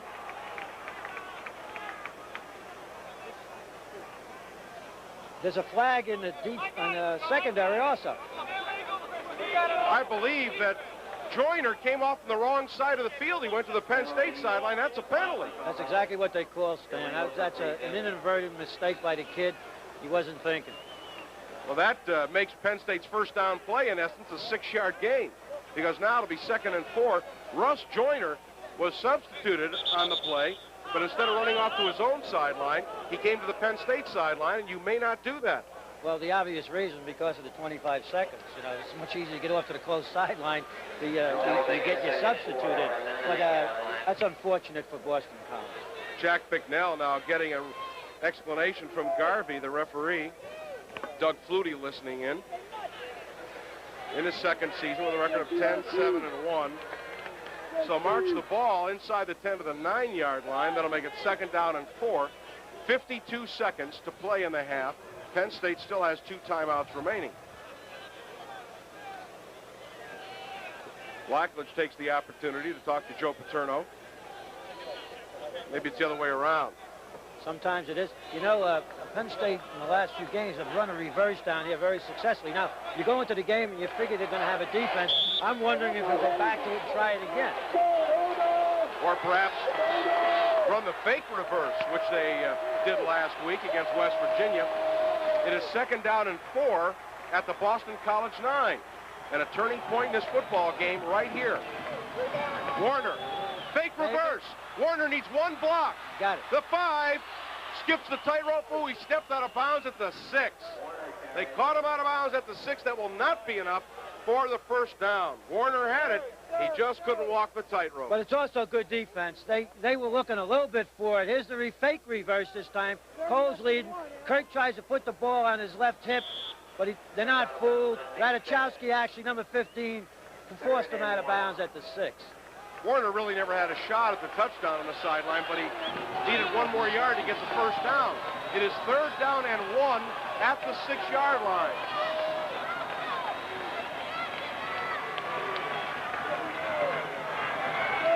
Blackledge to throw. In the end zone, incomplete, overthrown for Jackson. Now do they go for the field goal? It's a 1-yard to gain on 4th down. Kirk Bowman will come in with the play from the bench. I don't know. I wonder about that, Well, George. they can get their first down and still call timeout and have enough time to go for the field goal if they have to. 27 seconds to play in the half. Garrity comes out and Bowman goes in on the double tight end. 4th down, 1 yard to go at the Boston College 6. 27 seconds to play in the half. Blackledge keeping. He's down to the 1 yard line. He's got the first down. The clock will stop on the first down. 22 seconds, and Todd Blackledge on the option. Well, they've been working on that all week, Stan. I happen to be up there for practice. They've had it in before. They don't like to run a Todd for the obvious reasons. They don't want to get him hurt. Down near the goal line, the option's a great play when your quarterback is 6'4", 225 pounds, and you can keep the ball and follow the pulling guard on that. Especially when you've only run it maybe once or twice the entire season. As you saw with the backs, Warner and Coles, the defensive ends and linebackers went out with them, figuring there'd be a pitch, and Blackledge just tucked it up, and he picks up 5 yards, giving Penn State a 1st and goal at the 1 yard line. Penn State has used the timeout. That means they have 1 left with 22 seconds to play. Well, they're in good position, obviously, but they're not in great position because they can't afford. They could possibly get 1 more running play off, and that's it. Or they could try to throw 2 or 3 here. So it'll be interesting to see how they approach it. Maybe they would run on 1st down, George, and then if they don't make it, throw a pass quickly out of bounds. But they still want to get 3. You want to get something out of this because the extra 3 means that BC would need an additional score. And when you get this close, you hate to come up with a zilch. If Penn State can get in here, it would make it 31-10, and they would really take command of the football game. They might come back with the same play. I mean, just got 5 on that. Why not come back with it again? Remember, they did that against USC on the goal line in the Fiesta Bowl last year. They come out in a power eye left. Warner, touchdown, Penn State. Kurt Warner, up and over for the touchdown, and the Nittany Lions have scored with just 19 seconds to play in the first half. Well, they got a great surge from the interior part of the line. You can see it. Everybody takes off that ball. That's McClaskey, 81. You see, and Kurt goes up and over. And if the ball passes the plane, it's a TD. Let's take another look from another angle. This is great effort by Kurt Warner, but his center, 2 guards, tackles, they all fire out. Give him a chance to get up and over for the score. Penn State on an 80-yard drive in 15 plays. Gancitano with the extra point. The Nittany Lions have scored their 4th touchdown of the game, and with only 19 seconds to play in the half, they lead it 31-10. There's someone who didn't have to pay to get in. He's going home. Georgia, you'd all surprised that the game would be 31-10 nearing the end of the first half. Maybe as a final, but not at the first half. Penn State is the type of team gets better every week. Their offense has got added a good blend of run and pass. And right now they got BC a little confused.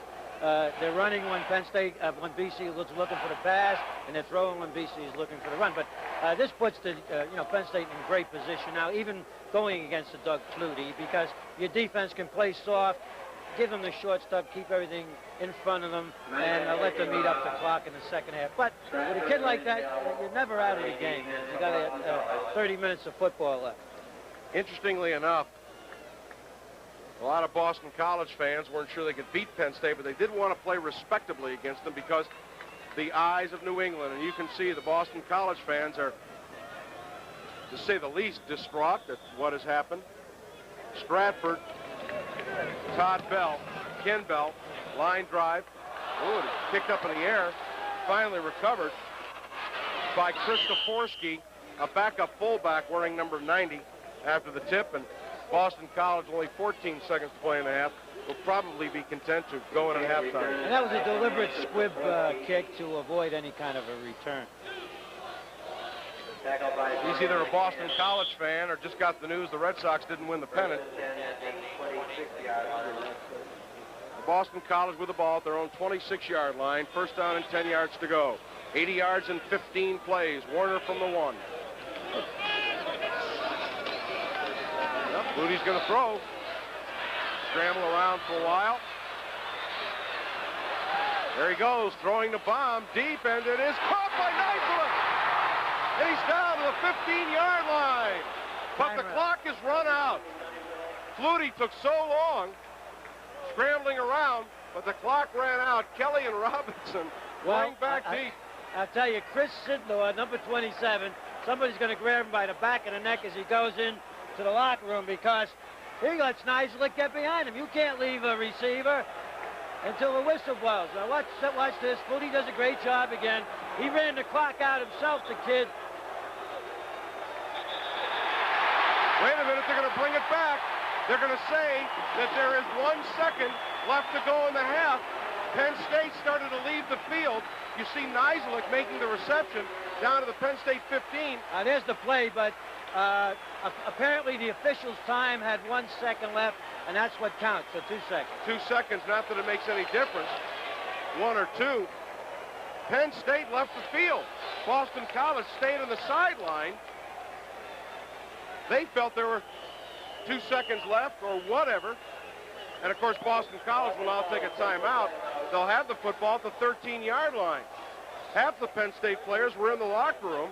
The officials had a conference down at the 15-yard line, while the Boston College team never left the sideline. And Kevin Snow is in, and they're going to try a three-pointer here. I wonder if they'll go for a fake here. Dan, I don't know.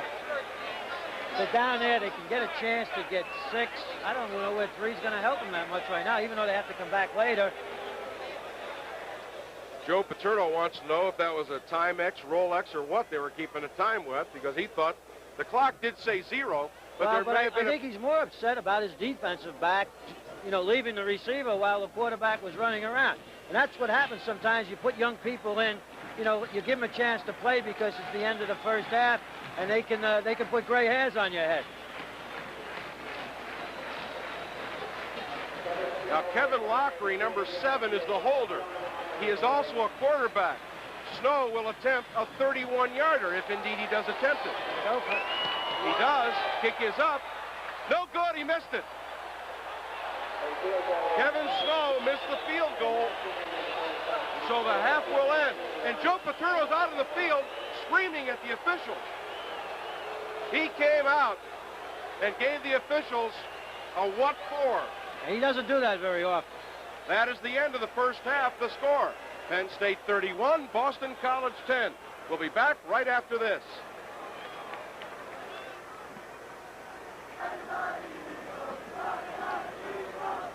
As we start the second half, there are your statistics. Penn State with an edge in first downs. Passing yardage, Boston College with 237, but there's your difference. Rushing yardage, 126. There have been nearly 600 yards total offense in this football game already. Todd Blackledge, 9 out of 16, intercepted once, 2 touchdown passes. Doug Flutie, 12 out of 23. He has been intercepted once. He has thrown a touchdown pass. Penn State averaging over 5 yards per carry on the ground. Boston College averaging a little less than 1.5 yards per carry. Well, Penn State has a much better balance, what a coach likes to see. BC has been all Doug Flutie so far. Kevin Snow will kick off for Boston College, and the wind is really swirling around now. At this point, it's hard to tell who's got who. Kevin Snow will kick off to start the second half. Back deep, Tony Mumford and Kevin Bow for Penn State. Kick is high. Only to Bow, or rather Mumford, is 1 to the 20, out across the 20, and he'll be stopped at the 23-yard line. So Boston College kicking away from Kevin Bow. Gets to Tony Mumford. Tackle on the play by Bob Bissers, a reserve linebacker, and here come the Nittany Lions, leading 31-10, first down and 10 at their own 23. George, you expect Penn State to kind of hammer it home now, or just keep it wide open? I think they'll go with their original game plan. It's much too early in the game, and this kid can put points up too quickly. Williams and Warner and an eye behind Blackman. Warner outside the 30, 35, and run out of bounds at the 38-yard line. A 15-yard gain.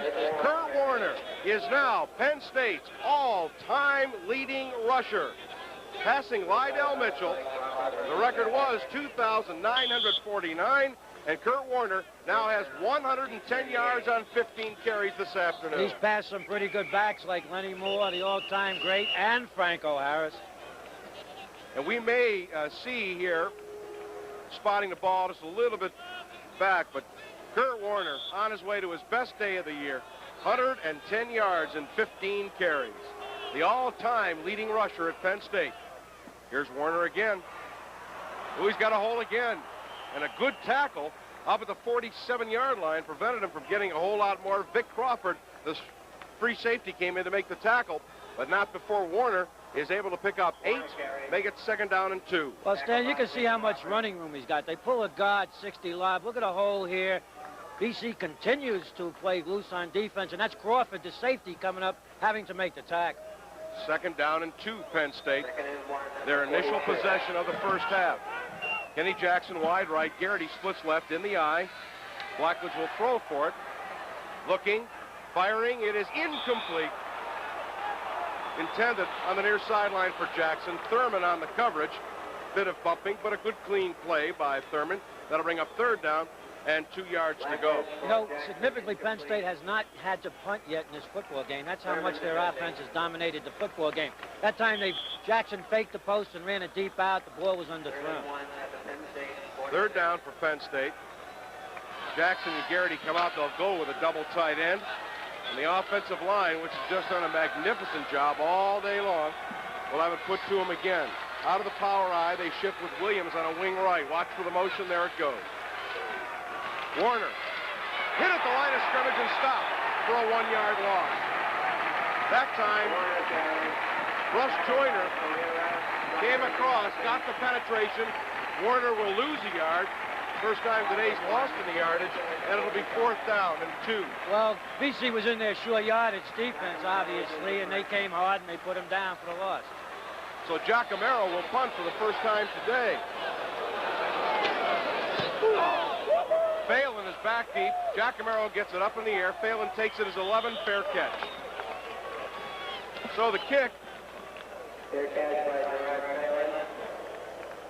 is a 43-yarder with no return.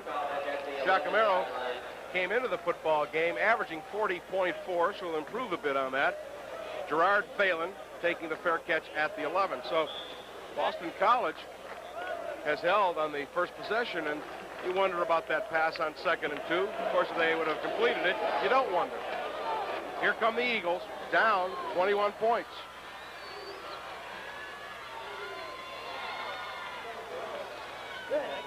Flutie, bootleg, throwing. Nizeluk wide open.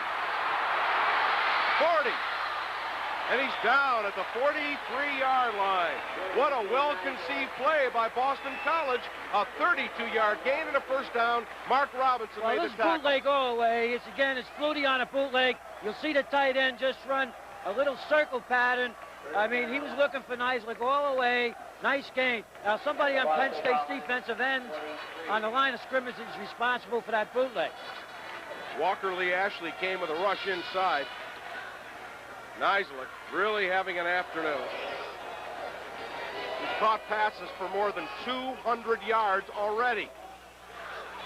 Flutie looking in the corner, incomplete.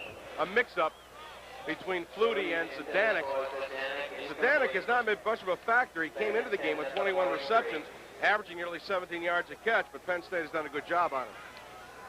Well, again, all the advantages to Penn State right now with a 3-touchdown lead. They're going to play soft in between the 30-yard lines and hope that they can pick one of Flutie's passes off. Nizeluk with 8 receptions for 203 yards. That's a career for some. They come out in a double wing on 2nd down and 10. Stratford goes way wide to the right with a slot to the left. Blitz. Flutie throws. It is caught. Who else? Scott Nizeluk with another reception and another Boston College 1st down. Ken Kelly tackled him. Well, this time it's a great reception by Nizeluk. Penn State comes, they blitz Havenrath from the inside, leaving the middle wide open. Here he comes across, climbs the ladder, great concentration, great hands, great receiver.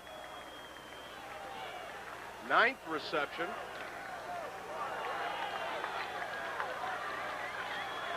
Gain was 14 for a first down.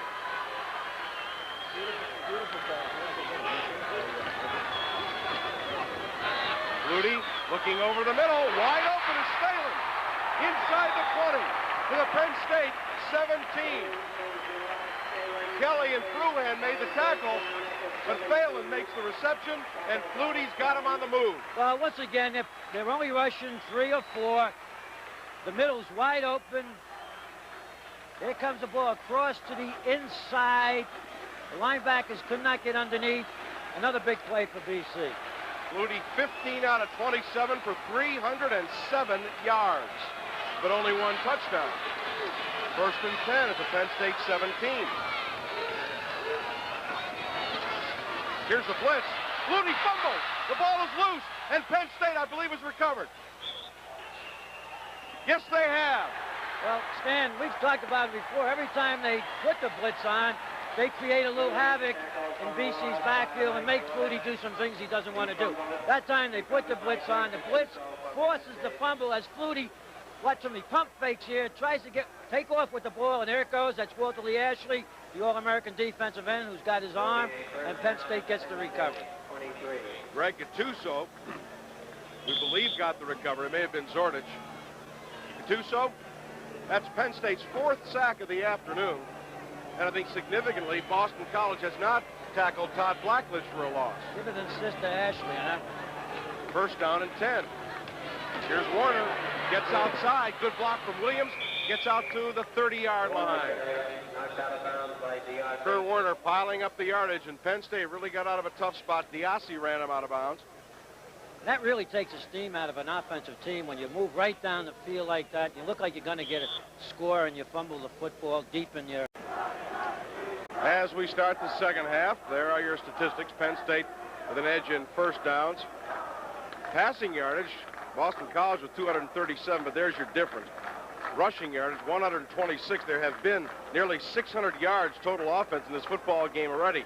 Todd Blackledge, 9 out of 16, intercepted once, 2 touchdown passes. Doug Flutie, 12 out of 23. He has been intercepted once. He has thrown a touchdown pass. Penn State averaging over 5 yards per carry on the ground.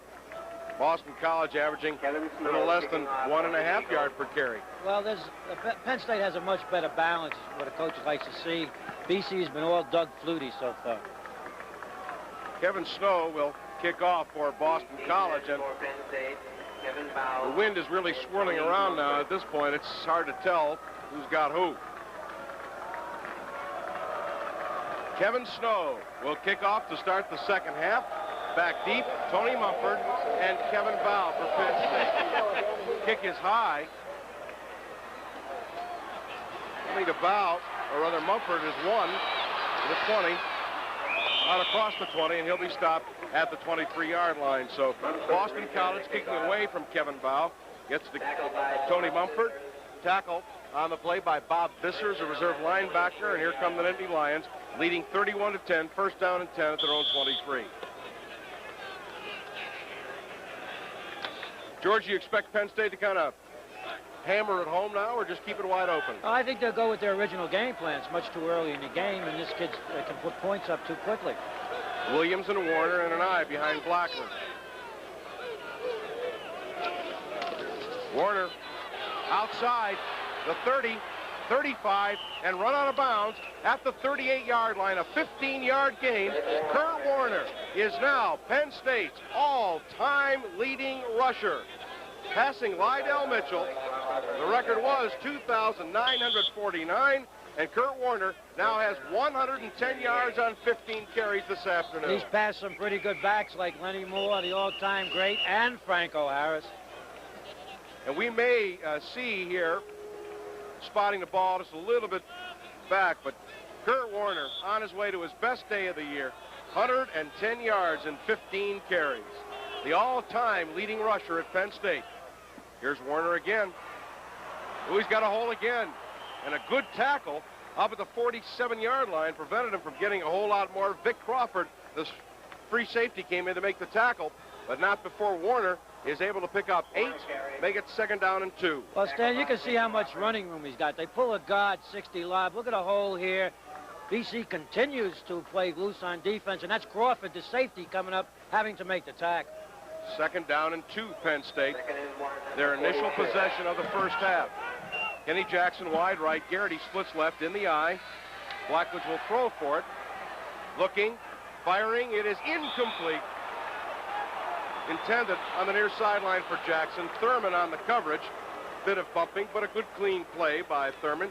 That'll bring up 3rd down and 2 yards to go. You know, significantly, Penn State has not had to punt yet in this football game. That's how much their offense has dominated the football game. That time, Jackson faked the post and ran it deep out. The ball was underthrown. 3rd down for Penn State. Jackson and Garrity come out. They'll go with a double tight end. And the offensive line, which has just done a magnificent job all day long, will have it put to them again. Out of the power eye, they shift with Williams on a wing right. Watch for the motion. There it goes. Warner hit at the line of scrimmage and stopped for a 1-yard loss. That time, Russ Joyner came across, got the penetration. Warner will lose a yard. First time today's lost in the yardage, and it'll be 4th down and 2. Well, BC was in their short yardage defense, obviously, and they came hard and they put him down for the loss. So Giacomero will punt for the first time today. Phelan is back deep. Giacomero gets it up in the air. Phelan takes it as 11, fair catch. So the kick is a 43-yarder with no return. Giacomero came into the football game averaging 40.4, so he'll improve a bit on that. Gerard Phelan taking the fair catch at the 11. So Boston College has held on the first possession, and you wonder about that pass on 2nd and 2. Of course, if they would have completed it, you don't wonder. Here come the Eagles, down 21 points.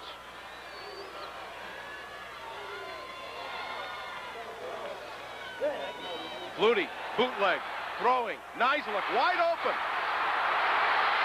40. And he's down at the 43-yard line. What a well-conceived play by Boston College. A 32-yard gain and a first down. Mark Robinson made the tackle. Bootleg all the way. It's Flutie on a bootleg. You'll see the tight end just run a little circle pattern. I mean, he was looking for Nizeluk all the way. Nice game. Now, somebody on Penn State's defensive end on the line of scrimmage is responsible for that bootleg. Walker Lee Ashley came with a rush inside. Nizeluk really having an afternoon. He's caught passes for more than 200 yards already. Flutie looking in the corner, incomplete. A mix-up between Flutie and Zdanek. Zdanek has not been much of a factor. He came into the game with 21 receptions, averaging nearly 17 yards a catch, but Penn State has done a good job on him. Well, again, all the advantages to Penn State right now with a 3-touchdown lead. They're going to play soft in between the 30-yard lines and hope that they can pick one of Flutie's passes off. Nizeluk with 8 receptions for 203 yards. That's a career for some. They come out in a double wing on 2nd down and 10. Stratford goes way wide to the right with a slot to the left. Blitz. Flutie throws and it's caught. Who else? Scott Nizeluk with another reception and another Boston College first down. Ken Kelly tackled him. Well, this time it's a great reception by Nizeluk. Penn State comes, they blitz Havenrath from the inside, leaving the middle wide open. Here he comes across, climbs the ladder, great concentration, great hands, great receiver. 9th reception.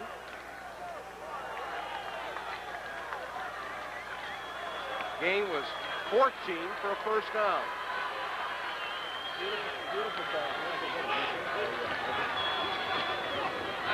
Flutie looking over the middle, wide open is Phelan. Inside the 20 to the Penn State 17. Kelly and Fruhan made the tackle, but Phelan makes the reception, and Flutie's got him on the move. Well, once again, they're only rushing 3 or 4. The middle's wide open. Here comes the ball across to the inside. The linebackers could not get underneath. Another big play for BC. Flutie 15 out of 27 for 307 yards, but only 1 touchdown. First and 10 at the Penn State 17. Here's the blitz. Flutie fumbles. The ball is loose, and Penn State, I believe, has recovered. Yes, they have.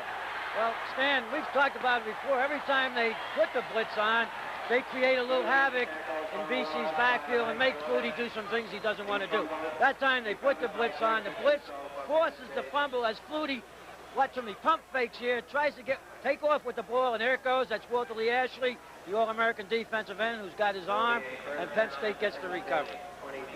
Greg Gattuso, we believe, got the recovery. It may have been Zordich. Gattuso, that's Penn State's 4th sack of the afternoon. And I think significantly, Boston College has not tackled Todd Blackledge for a loss. Give it an assist to Ashley, huh? First down and 10. Here's Warner, gets outside. Good block from Williams, gets out to the 30-yard line. Kurt Warner piling up the yardage, and Penn State really got out of a tough spot. Diassi ran him out of bounds. That really takes the steam out of an offensive team when you move right down the field like that. You look like you're going to get a score, and you fumble the football deep in your opponent's territory. Give Warner 8 yards. 124 on the afternoon. His tops this season is 148 against Syracuse 2 weeks ago. Second down and 10. Penn State at their own 30. Warner, first down, 35 out near the 36-yard line. Joe Paterno wanted to bang out of this hole. Stan, as an ex-coach, I would say BC has to do some gambling to try to get their hands on the ball. If they could play the type of defense they are playing right now, Penn State's going to 5-yard them to death, 4-yard them to death, and eat up the clock. They're going to have to do some things on defense to make some things happen and hope they get a few breaks. Penn State with well over 150 yards rushing, and I think also significant. Junior Bowles, their best defensive lineman, has been very, very quiet this afternoon. Penn State, the first down at their own 35. And we're going to get a delayed game. That'll cost Penn State 5, and it'll make it first down and 15 yards to go. Most of the time, it would appear that Ron Heller has been blocking head up with Junior Poles, and he's done a great job. Number 78, Ron Heller, who was a tight end, shifted to defensive tackle, has done a great job on it. And there's no excuse for that. Penn State come out in the double wing, and BC just changed their defense a little bit, and Penn State got caught for too much time. Well, they come out in the same formation. Again, the wing left. Let's see if they throw now that it's first and 15. Williams, short side, makes a nice move to the 40, and he's knocked out of bounds. Oh, what a run by John Williams out to the 44-yard line. What a run. And what a block Kenny Jackson, the flanker, put on number 17, Thurman, hold him deep upfield. Watch the pitch now. Jackson makes a cut to the inside. It's a nice run. Klasky makes a good back block, but right up to the top right of your screen, that's Jackson holding the cornerback from coming up to make the tackle. That's good football. Diassi was the man faked out by Williams. The gain was 13 for John Williams. It'll be second down and 2. Now they come with a wing right. Williams again. First down out to the 48-yard line. Give Williams a gain of an additional 4, and it gives Penn State a first down. Middle guard Harrington makes the tackle. Doug Flutie, look at that. 15 out of 27, 309 yards, but he has only been able to get Boston College into the end zone once. The only thing that counts is the points they get up there, but it's a great exhibition and shows what kind of talent he has. But again, I think Penn State's going to do what I said. They're going to chop up this clock by trying to run the ball 4 yards here, 4 yards there. Crowd today, 33,000, an all-time Boston College record.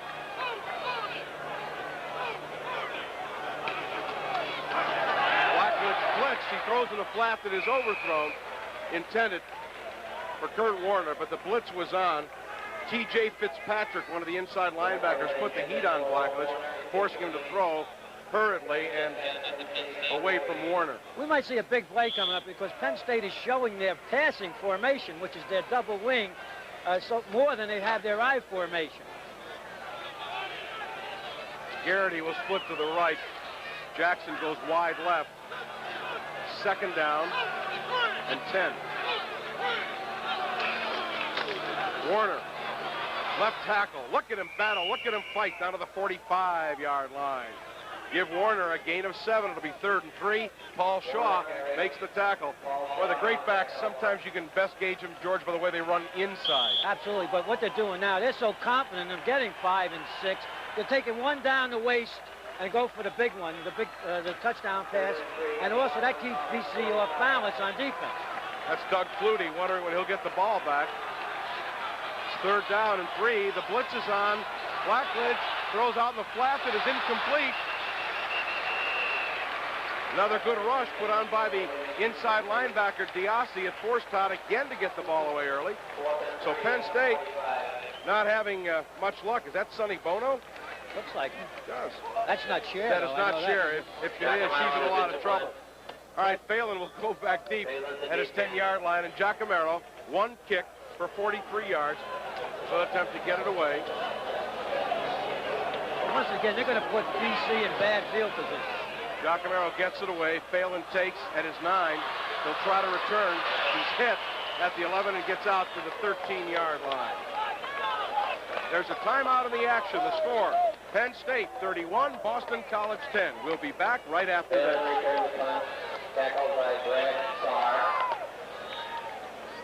Edit cue number 11. Penn State took the kickoff to open the second half and moved to near midfield. But the Lion offense stalled. Penn State punted for the first time today, and Boston College has the ball. BC first down and 10 at their own 12-yard line. Slot left. Flutie, and a handoff to Strahan. He gets across the 15 and out near the 17-yard line. Gain of 5 for Strahan, 2nd and 5. Paffenroth and Kelly make the tackle.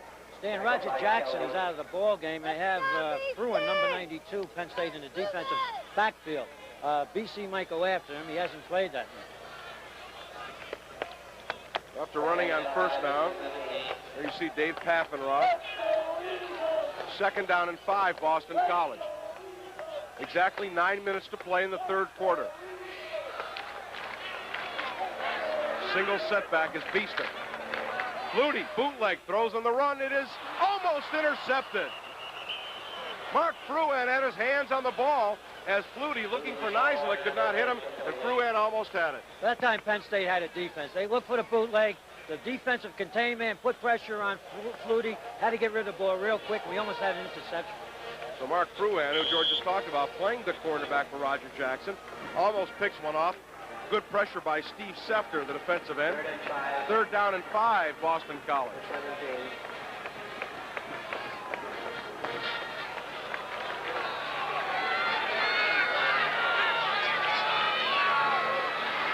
Flutie with time over the middle. It is incomplete. Off the hands. Thrown behind Gerard Phelan. Incomplete, then. Penn State playing a game of field position will get the ball back. That's exactly what they're doing. They rushed 3. They dropped 8 people off, try to block off all those inside lanes and make it tough for Flutie to make a completion. That time he failed in a 3rd down situation. Nislett averaging 38 yards today. Will punt. Kevin Bow back deep. Nislett gets off a boomer. Bow back at his own 34. Cuts up. Gets outside. Got room. 40. 35, still on his feet at the 30, and down to the 29-yard line. Runner returned by Kevin Bow. A 38-yard return. Nislett, the punter, had to bring him down. Well, that's an instance where the punter outkicked his coverage. In other words, he kicked that ball so deep, it gave Bow a chance to operate, and he's a very shifty runner in open field, as we can see here. Going to this game, every time he put his hands on the ball, he averaged about 16.7 yards. And he almost breaks that one and takes it all away. Great return. Averaging 10.3 yards per return. That one good for a little bit more than 37. The blitz is picked up. Blackledge looks, got a man open, and he's cut by Jackson. Touchdown, Penn State. You can't do it any better than that, Stan. BC went to the blitz on first down. They had the perfect play action. The 2 faking backs picked up the blitzing linebackers. They ran Roger Jackson across field. He can fly. Got out wide open. Let's take a look. Watch the backs pick up the blitz. That's Kurt Warner picking up the blitz on Fitzpatrick. Here's the play. Jackson's wide open. You get him out there, nobody's going to catch him. Too much speed. Pereira was the defender on the play, but Jackson beat him easily. Blackledge's third touchdown pass of the day. Jackson's second touchdown catch. Gancitano is up and good with the kick.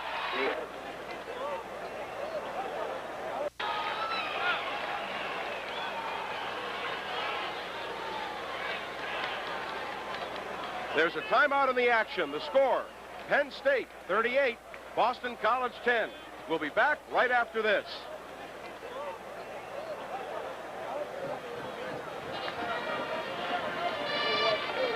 Headed cue number 12. After Penn State recovered a Boston College fumble, the Lions have the ball. Headed cue 30.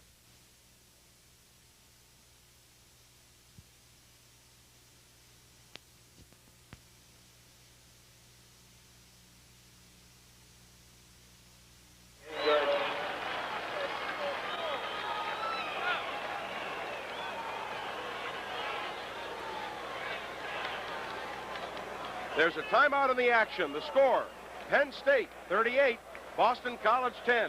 We'll be back right after this.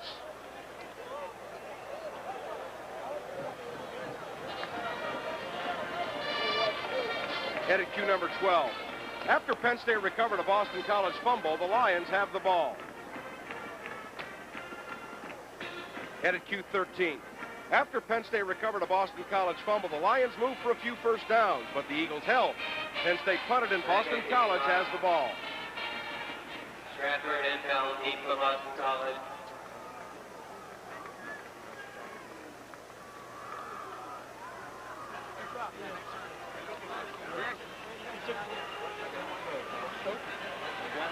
Kenny Jackson, with his second touchdown catch of the day, has now caught passes in 27 of the 29 games during his career. Today, Jackson with 4 receptions for 104 yards and 2 touchdowns. Manka kicking off to Stratford at his 2. Nice tackle, Mark Fruhan. Good job. Stratford put the move on him, but a nice open field tackle. That's what's known as breaking down, Stan, keeping your position, and he really nails Stratford. Beautiful tackle. Things have happened so fast and furiously here. We want to catch up on a few items. Todd Blackledge. First and 10 at the 14-yard line. Now watch this coverage here. Stratford tries to break to the outside, but there's just too much coverage. In the last 3 possessions, BC's been on his 11 twice and his 13th once. Here's the pitch wide to Stratford. Gets outside, the 20, 25, and down to the 29-yard line. Make it the 30, and a nice 16-yard gain by freshman Troy Stratford. Somebody put a great block on Seth to the end, number 41. There's just a pitch sweep to the short side. Now Stratford shows us that he's got good speed here. Dips to the inside, gets around the corner, makes a nice run out of it. Good game. Boston College has not even reached the 50-yard rushing mark today, doing most of their damage through the air. Flutie, the blitz is on. He scrambles. Now he's in trouble. He's hit, and he's dropped for a loss back at the 27-yard line. Once again, Walker Lee Ashley playing a great defensive game, as is Scott Radisick, made the penetration. Penn State's 5th sack of the day. All good football teams make adjustments at half. Penn State defensively to stop his scrambling is doing something a little different. They're taking their ends and they're coming hard to the inside, inviting almost Flutie to go outside in the scramble, and they're holding the linebacker to the outside to contain. He came up and made the tackle that time. Radisick will get credit for the sack. The loss is a couple to make it 2nd down and 12. 7:10 to play, 3rd quarter. Throw set. Penn State rotates in the secondary. Flutie over the middle. It's Nizilik again to the 40 and runs out of bounds at the 45-yard line. Scott Nizilik just catching passes all over the place. They're willing to give him this 3-man rush. This time he goes back to his favorite target. Nizilik coming across, and he can really run with the ball. Knows his time is important. He gets to the sidelines. Another reception for Scott Nizilik. 10 receptions for 234 yards. They're pretty good stats. You bet. First down and 10. Boston College at their own 45. They trail by 28. Here's the pitch back.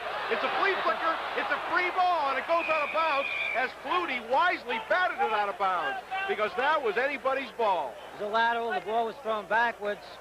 Fortunately for BC, Flutie kept his composure and knocked it out of bounds.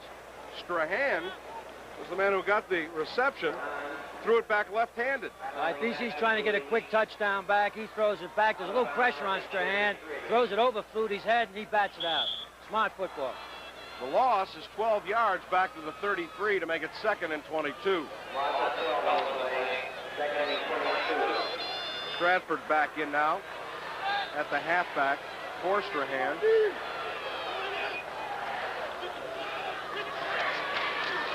Blitz.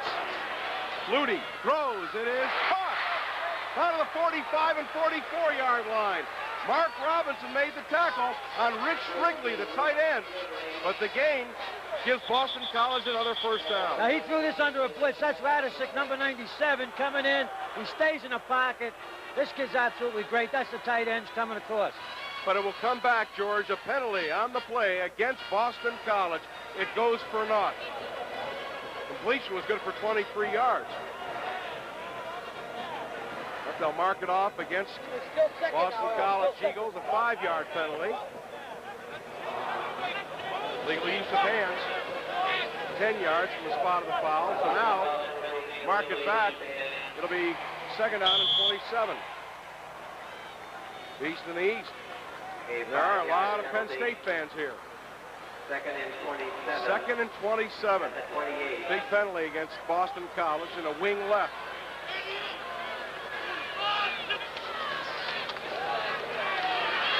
Flutie is hit, gets away, throws, it is incomplete. Pass intended for Nizelek up the 39-yard line. Had to stretch out wide for it. 3rd and 27. Bring up 3rd and 27. Al Harris dropping off, offering cover. And the other defensive end, John Walt, 86, he put some pressure on Flutie, making him step up in the pocket and rush the throw. Well, BC has had a good 3rd down conversion rate. They'll have to do it here, but it's awfully long yardage. Now everybody moves but the cheerleaders. Draw play. Stratford gets outside, but not nearly enough. He is really poleaxed up at the 36-yard line. So they figured they couldn't pick up the 27 and just went for as much as they could get. It's tough to pick up 27 on a draw play, too. I don't know. I would have taken my chances with Flutie on that. 4th down, 19. Nizelek back to punt, presumably. He kicks. Kind of low. Bow will take it as 18. Good block. Flag down. He gets out to the 40, but Penn State will be called on a clip, and Dan Biondi will be the guilty party, so you can bring back a 22-yard return. It will come back.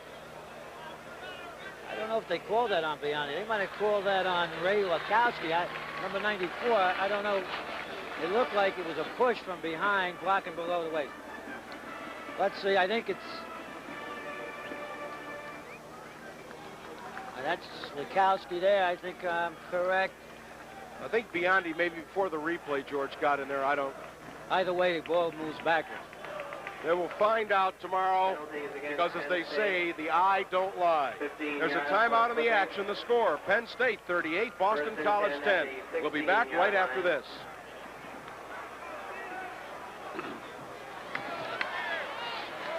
Penn State, first down at their own 16-yard line.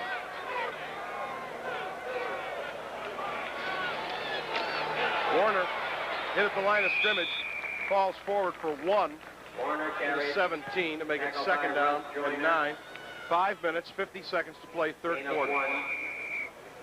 2nd and 9 at the 17. Play it down. Officials. Russ Joyner, co-captain, left defensive end, number 88, down for Boston College. Looking at his left leg. Once again, a reminder that the Boston College class of 1963 Might be a cramp. owns the reception for classmates and friends immediately after today's game. Bronx, New York, George. BC has a few boys from the New York area. Their recruiting, really touches most of the East. He's all right, as you can see. Anyone interested in attending should called the alumni office. There's a nice couple. Have to question her taste, but it is Halloween. 2nd down and 9 yards to go. In the wing. Delayed draw to Joel Coles over right guard, and he gets a couple out to the 19. It'll be 3rd down and 7. Mike Ruth back up middle guard, and Paul Shaw, defensive end, make the tackle.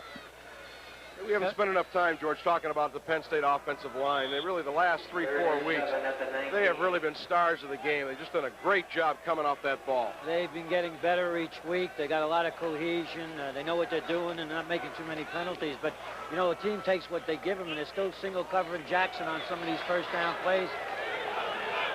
It's 3rd down and 7. Everybody's going. Pete Spiros may have moved. He wasn't the only one, but he was just first to do it. That'll cost Penn State 5.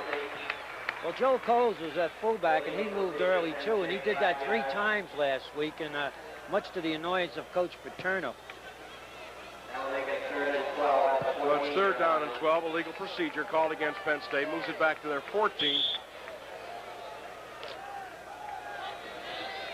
That's Spiros, number 56. Once an offensive lineman puts his hand down, he cannot move.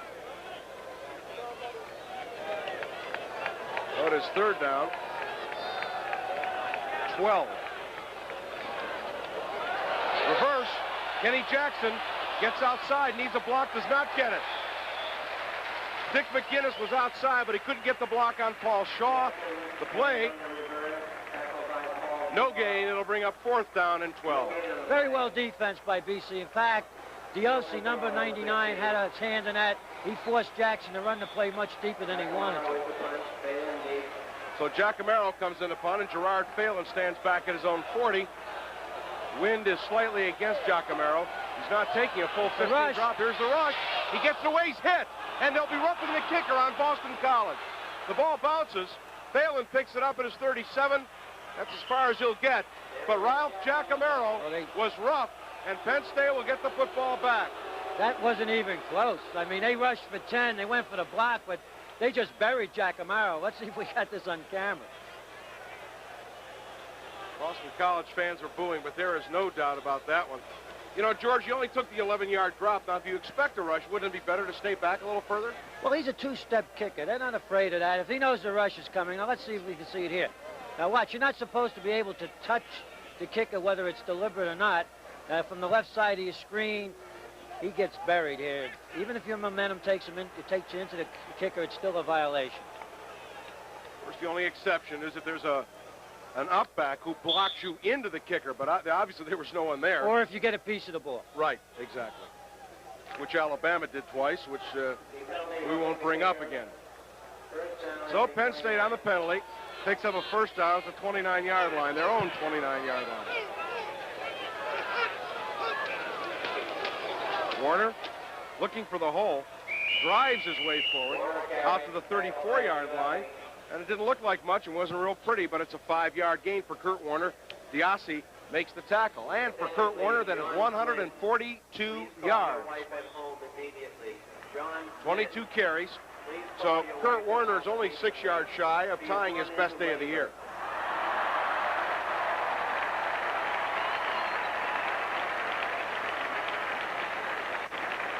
Averaging 7 yards per carry. What a day for Kurt Warner. The blitz. Here's Blackledge throwing, and it is caught by Kevin Bowell. Makes a move, and he's run out of bounds at the 47-yard line. That'll be good for a Penn State 1st down. Todd Blackledge throwing that pattern out to Kevin Bowell. For Bowell on the season, it is his 8th reception. He's averaging over 16 yards per reception. Well, Stan, when you let the offensive team make 5 yards or more on 1st down, they got you in a bind. Penn State has a choice to either run the ball or pass. This time they go for the quick out to Kevin Bowell, and they get the 1st down. They have the ball at their own 47-yard line. Joel Coles cuts upfield. The 50 into Boston College territory at the 48-yard line. They blitzed Diassi number 99, and Spiros number 56 put a nice block on it. Ed Broderick, defensive tackle, made the stop on Coles, but he picks up 5, and that brings up 2nd down and 5. Clock running at 3:10 to play, 3rd quarter. Penn State in command, 38-10. Once again, it's 2nd and 5. You can do anything, see, and then you puts the defense in a bind. Blackledge looking, throwing. He's got Warner open, caught it out of bounds. Oh, he was open, but he caught it out of bounds. Out of bounds and incomplete. 3rd and 5 at the 48. Steve Lubisher, right defensive end, put a nice rush. Well, Lubisher is responsible here for possibly keeping Penn State getting another touchdown. From the right of the screen, he forces Blackledge to get rid of the ball a little early, throws behind Warner, making Warner go out of bounds. And if it looks like there was no one Boston College defender along the sideline, that's because there wasn't. So it is 3rd down and 5. Penn State comes out of the wing and goes to the pro set. Blackledge to throw. Out to Williams.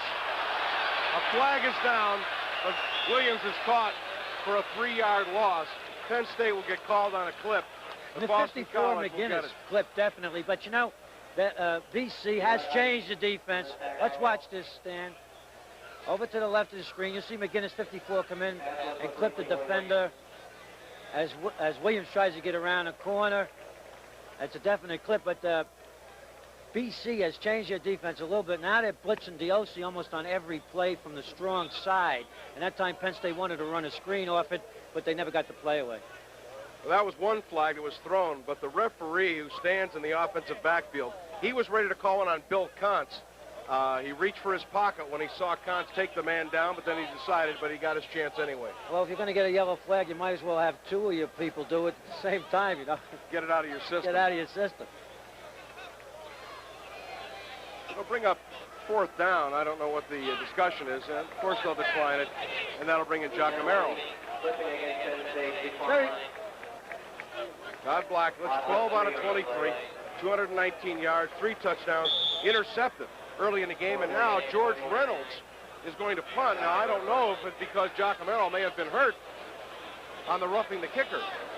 They're taping his left leg. Reynolds' first punt of the season. He gets off a nice one. Phelan will let it go, and it goes into the end zone. Not too shabby, a 51-yard punt by George Reynolds. Something I'd like to point out. Now, Penn State, when they get the ball in its territory, consent to and happy to run the ball, get as much as they can, killing the clock, and they get up around midfield or their own 40, they kick the ball and put BC in bad field position. Perhaps waiting for the turnover.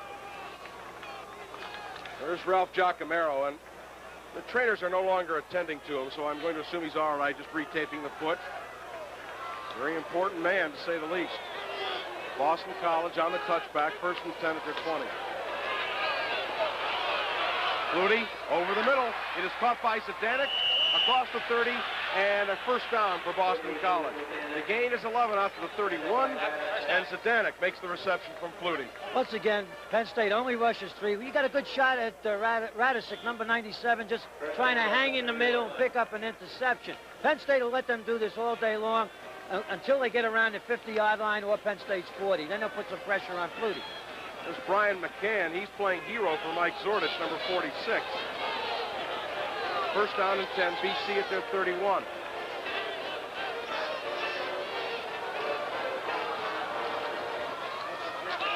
Flutie looking over the middle. It is caught by Shane, and he's got a 1st down at the Penn State 45-yard line.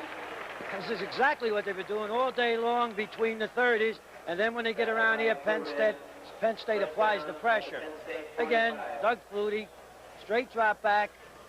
Now you'll see Shane coming across the middle. There's a big hole in the middle. The linebacker, Pavenrod, 33, almost got his hands on the ball. Truan makes the tackle, number 92 for Penn State. Flutie, 18 out of 35 for 362 yards passing. That's mostly Penn State's 2nd unit in there on defense, and the 1st unit's getting a rest. Minute and a half to play in the 3rd quarter. Motion, Phelan. Flutie looking, it is intercepted. Dave Paffenroth to the 40, outside to the 50, and run down from behind at the Boston College 46-yard line. 3rd interception of the day. That's Pavenroth's 3rd of the year. Now this is This is not by accident. This is good defense. They're playing soft. They're playing soft, and he's just drifting out there, fouling the quarterback's eyes. This time he gets his hands on the ball for the interception. Papenroth had 2 against Syracuse. That is number 3. So again, although it'll look real good in the papers about total yardage for Doug Flutie, he's only managed to get BC in the end zone once, and that was on the very first drive of the game. And George, have there been any defensive adjustments that have been visible to you on Penn State's part? Well, no, they always have some adjustments. They're containing them a little different. Sometimes they'll come with the outside people, and if Flutie scrambles outside, the linebackers are waiting for him. But this is the way they played Pitt last year in the last game against Marino. Played very soft. Here's Blackledge to throw. Looking over the middle, and he's got his man. It is Kevin Bow, and Bow's got the first down at the Boston College 28-yard line. George Radichowski made the tackle, but not before Penn State picks up 18 and a first down. Again, excellent protection, a light rush by BC. That's Bow coming left to right across the middle. Both teams are giving each other the middle. Penn State's just taking more advantage of it. Garrity right. There's the blitz. Here's the blitz. Blackledge in trouble. He throws to the sideline. It is almost caught. Almost a great catch by Mike McCloskey, and also almost an interception by Boston College.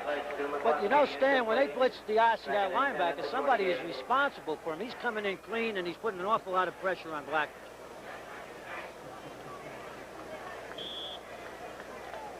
Let's watch Mike McCloskey. He's 6'6", and he extends himself here and almost makes a super catch down by the sidelines.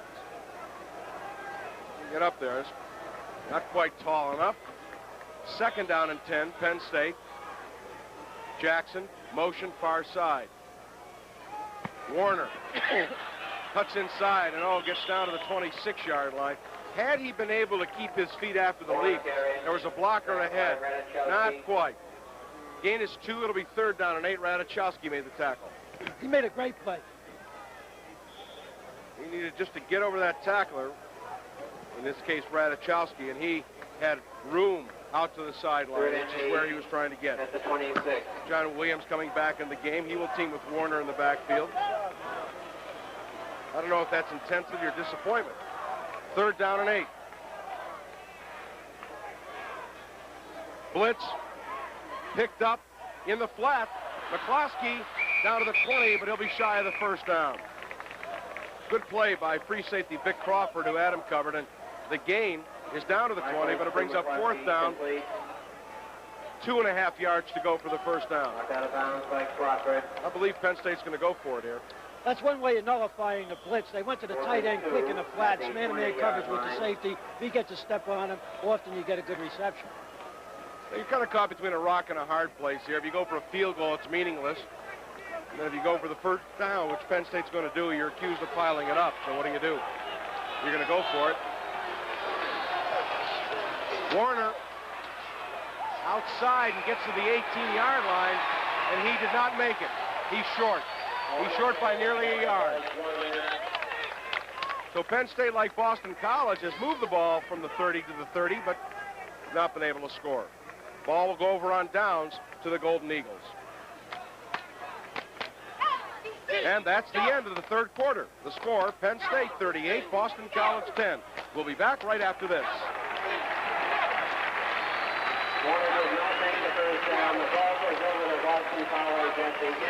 There was no further scoring, and the third quarter ended with a score, Penn State 38, Boston College 10.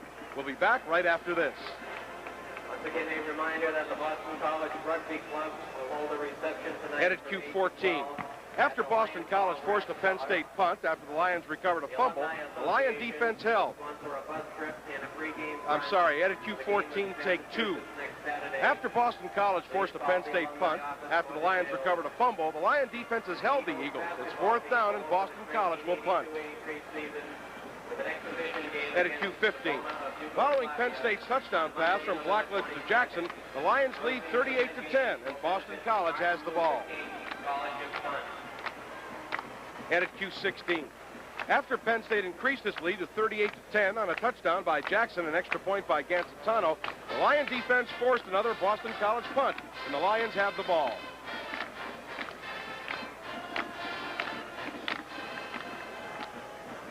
First play of the fourth quarter. Boston College, having held on downs, takes over 1st and 10. Option. Flutie pitches wide. Stratford got room to run. He's out to the 28 near the 29-yard line and very close to a first down. Mark Robinson came up to make the tackle. Stratford with a gain of just shy of 10. It'll be 2nd down and less than a yard to go. First down at the Boston College 49. Well, they have that option in their attack. They don't like to use it because you know that the quarterback's going to take punishment. Just underway in the fourth quarter. Penn State leading 38-10. Now Murphy, number 87, switches sides. Pitch wide, Stratford. First down and a lot of room. 40, 45.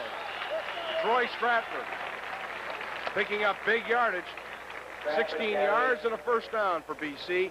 Mike Zordich, Dave Ofer make the tackle. They went to an unbalanced line when they shifted the tight end over, gave him an extra blocker to that side. He made the key block, enabling the ball carrier to make a nice gain. There he goes. The Strahan now, he turns the corner. And his Zordich will come into the picture, come up and make the tackle. 1st and 10, Boston College at their own 46. Boston College is in motion, but Flutie is hit and dropped for a loss. The sack to Walker Lee Ashley. Boston College was in motion. The wide receiver, Zadanek, was in motion, but Penn State, no doubt, will decline the penalty and take the sack. Their 6th of the day. And Penn State has put his first string defensive team back in. And that's Walter Lee Ashley, the All-American, coming in, putting the pressure and tackling Flutie. He indeed has put pressure on Flutie all game long.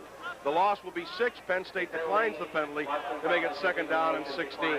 Their defense has had a good rest because Joe Paterno has played his second unit quite a bit this game. 2nd down and 16 for Boston College.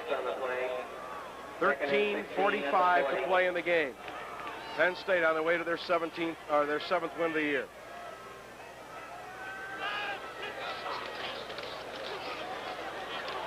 Flutie over the middle. It is almost intercepted by Radisek.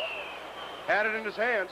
He's gotten one today, setting up a Penn State touchdown. That one incomplete. That'll bring up 3rd down and 16. Well, the 2 interceptions have both been linebackers, Radisek and Pavenrath. And what they do, they go into their drop and then they drift over to the center of the field, expecting a receiver to come into that area, and that's exactly what happened in that last play.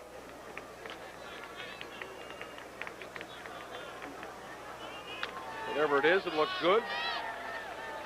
3rd down, 16.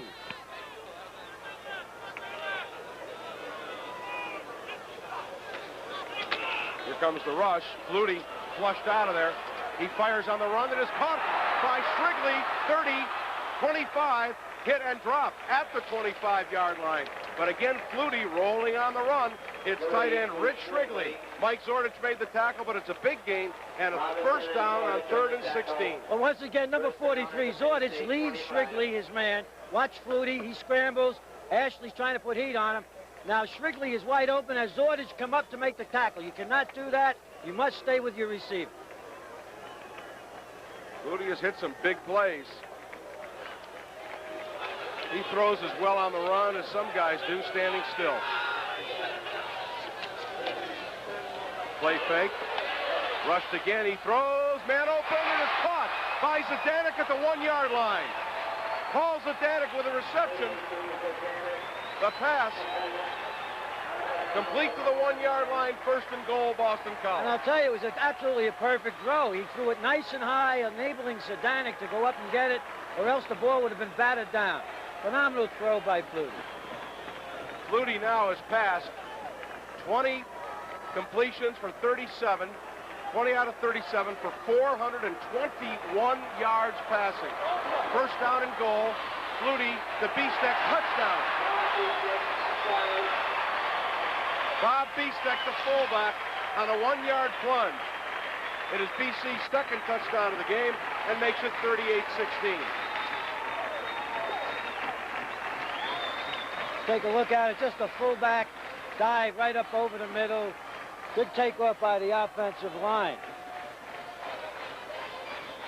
Kevin Snow will attempt the extra point. Dan, I think we should point out that BC's outscored its opponents in the fourth quarter, 66 points to 13. They're a fourth quarter team. That means they come on strong. Here's the attempt by Snow. It is up. It is good. Boston College with their second touchdown of the game. There's a timeout in the action. The score, Penn State 38, Boston College 17. We'll be back right after this.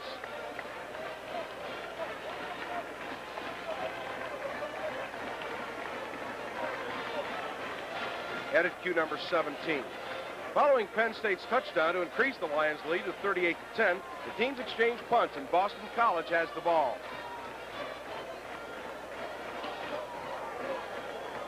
Leading out of break.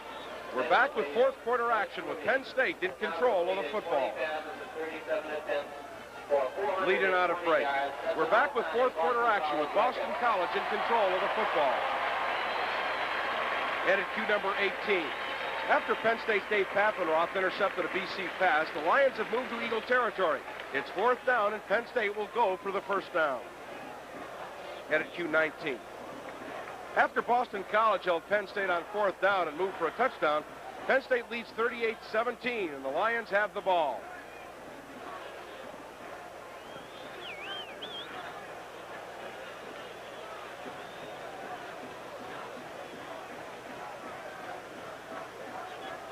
"12 minutes, 59 seconds to play in the football game.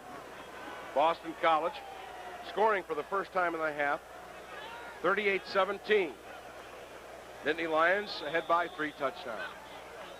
Bow and Mumford back deep, and the ball rolls off the tee for the second time. And we may have seen an onside kick there. Definitely was forming an onside kick over to the left side. That kind of blows the BC's strategy. Now you can see Bicknell's not real happy, but Penn State now getting instruction on the sidelines. They are moving people up in a hurry. The assistant coach is very active on the sideline. When I say they literally blew their strategy here, that's just what I meant. Now watch the ball blow off the tee and watch all the players on the offense go to the left for the onside kick. And the referee kicked it off the tee. Now Penn State has 9 men within 10 yards of the 50. The 2 men are back deep, but they're only standing at the 10. They could still certainly execute the onside kick, but the element of surprise is now gone. Now, they'll kick a high flyer. Penn State better get up there. A fair catch called for and taken by Bowman. In case you wondered, can you do that? Yes, you can. You can call for a fair catch on a kickoff, which Bowman did, and wisely so. Very smart. They get people in that particular unit with the best hands. Bowman's a tight end. BC moving 63 yards, 10 plays. Only took them a bit more than a minute. B-stick a 1-yard run, but Flutie completions to Shrigley and Zdanek the big plays. Flutie is now passed for 420 yards today, a new Boston College single-game record.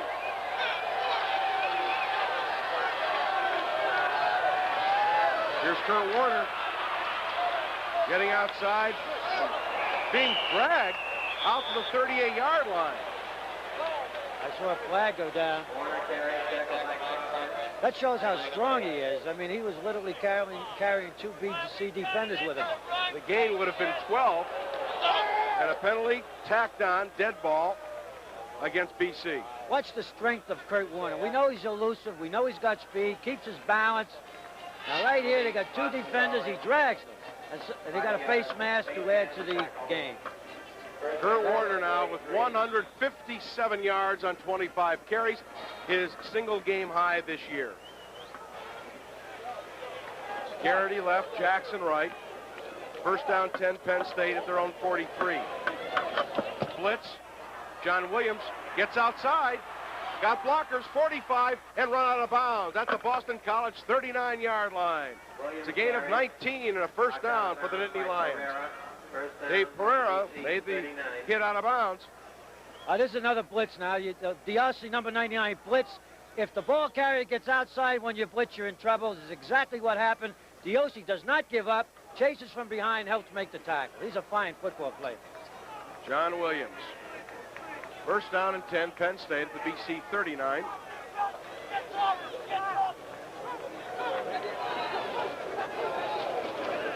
Warner breaks the seam down to the 30-yard line. Kurt Warner with a 9-yard run. It'll be 2nd and 1, and for Kurt Warner, 166 yards. Dave Thomas and Rob Swanky make the tackle.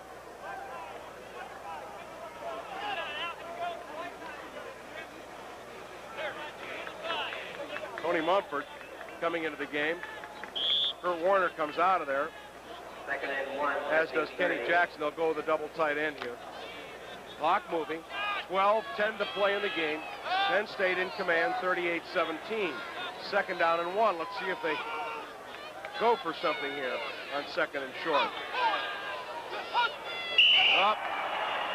Ron Heller jumped offside, and so that'll make it 2nd and 6. Well, they wanted to go for the bomb. They had 2nd and 1. They could have wasted it down. They had single coverage on their wide receiver bow. He was checking off. Heller did not pick it up, and he went offside. That hurt. Either that or Heller wanted to get a quick start into the pattern. Motion, Penn State, obviously. Well, he was a tight end. Maybe he forgot that he's been moved to tackle. There's part of our crew. 2nd down and 6.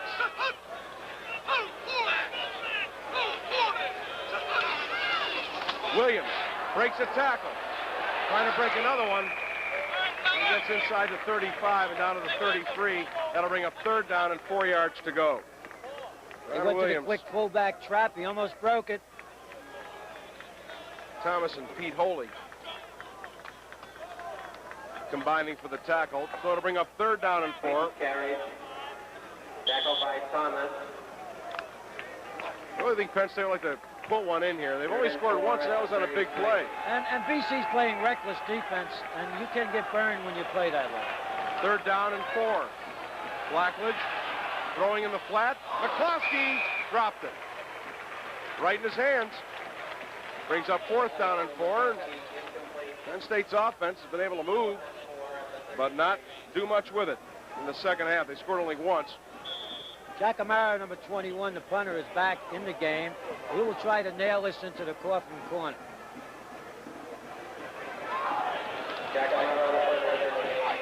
Phelan is back, but only at his 10. Looking for the corner kick. How about a fake?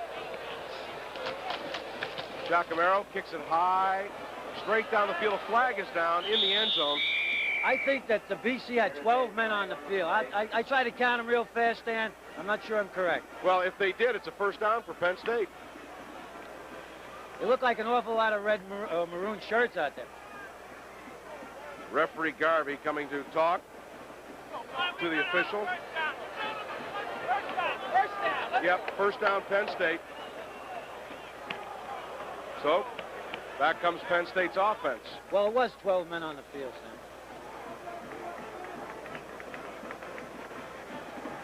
The penalty against Boston College, illegal participation.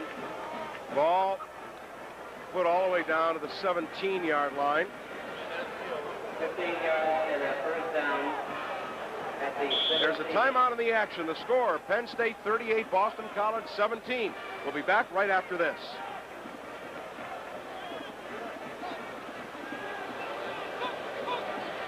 First and 10, Penn State at the 17-yard line of Boston College.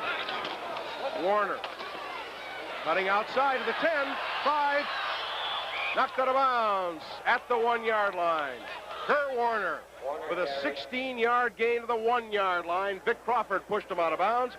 Warner, who has 2 touchdowns, looking for number 3. He's getting great blocking on the corner. That's a short side sweep. It's just a pitch sweep. Now, he gets a nice block from the tight end. The fullback does a good job. The guard does a good job. Now, this is literally 1 foot from a touchdown. Watch him try to keep that extra foot in to go in for the score. Coming right into here. Just misses it. Warner now with 182 yards. Power eye. Warner up and over for the touchdown. Kurt Warner on the 1-yard dive, his 3rd touchdown of the game, and Penn State scores. Dan, I think we should explain why that last penalty was 15 yards instead of 5. I think, let's take a look at Kurt Warner just diving for the touchdown. He got the ball over the plane, so therefore it's a score. If the the defensive player participates in the play, it's 15. If he's 12 men on the field and the player's trying to get off, then it's a 5-yard penalty. Okay. So that's why it was 15. Gancitano with the extra point.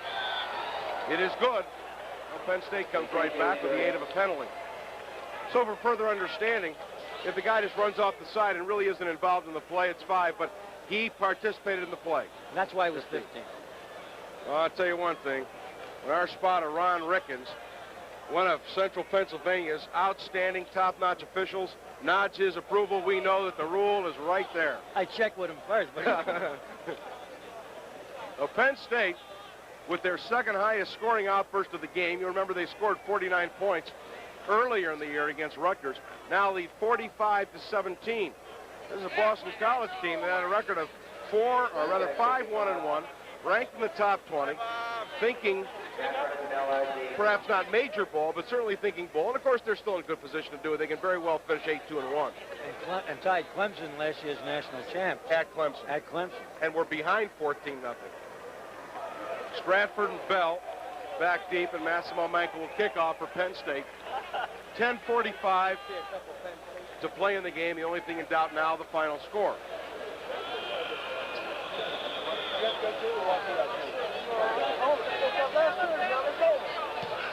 Manca. That's a real sidewinder kick. That thing had a hook on it. And they'll take the touchback. There are a lot of golfers who'd like to get rid of exactly that. So it'll be first down and 10 on the touchback.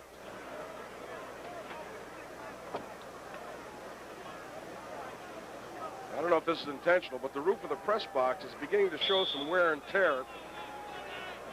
And I'm glad I'm not standing under it. First down and 10. Boston College at their 20. Flutie still in there. Inside handoff. Coming to Strahan. He's hit and dropped for a loss. Back at the 19-yard line. They'll call it a loss of 1. Second and 11. Walker Lee Ashley and Scott Radisick make the tackle. Walker Lee Ashley really has played a strong game. And I know you so firmly believe, George, in pressure on the quarterback, and he was really one of the guys most instrumental. He did a great job today. Second and 11. Flutie passing, caught by Shrigley, up the 35 and across to the 36-yard line. The gain, 17 and a first down. Mark Robinson made the tackle. Scott Radisick. And if Penn State isn't careful, Doug Flutie's going to pile up 500 yards passing. He's got 440 as it is. I wouldn't say they don't care, but really at this moment in the game, they're going to give him everything short and underneath. Flutie again to throw. Looking, man wide open. And it's caught, fumble, and Penn State has recovered.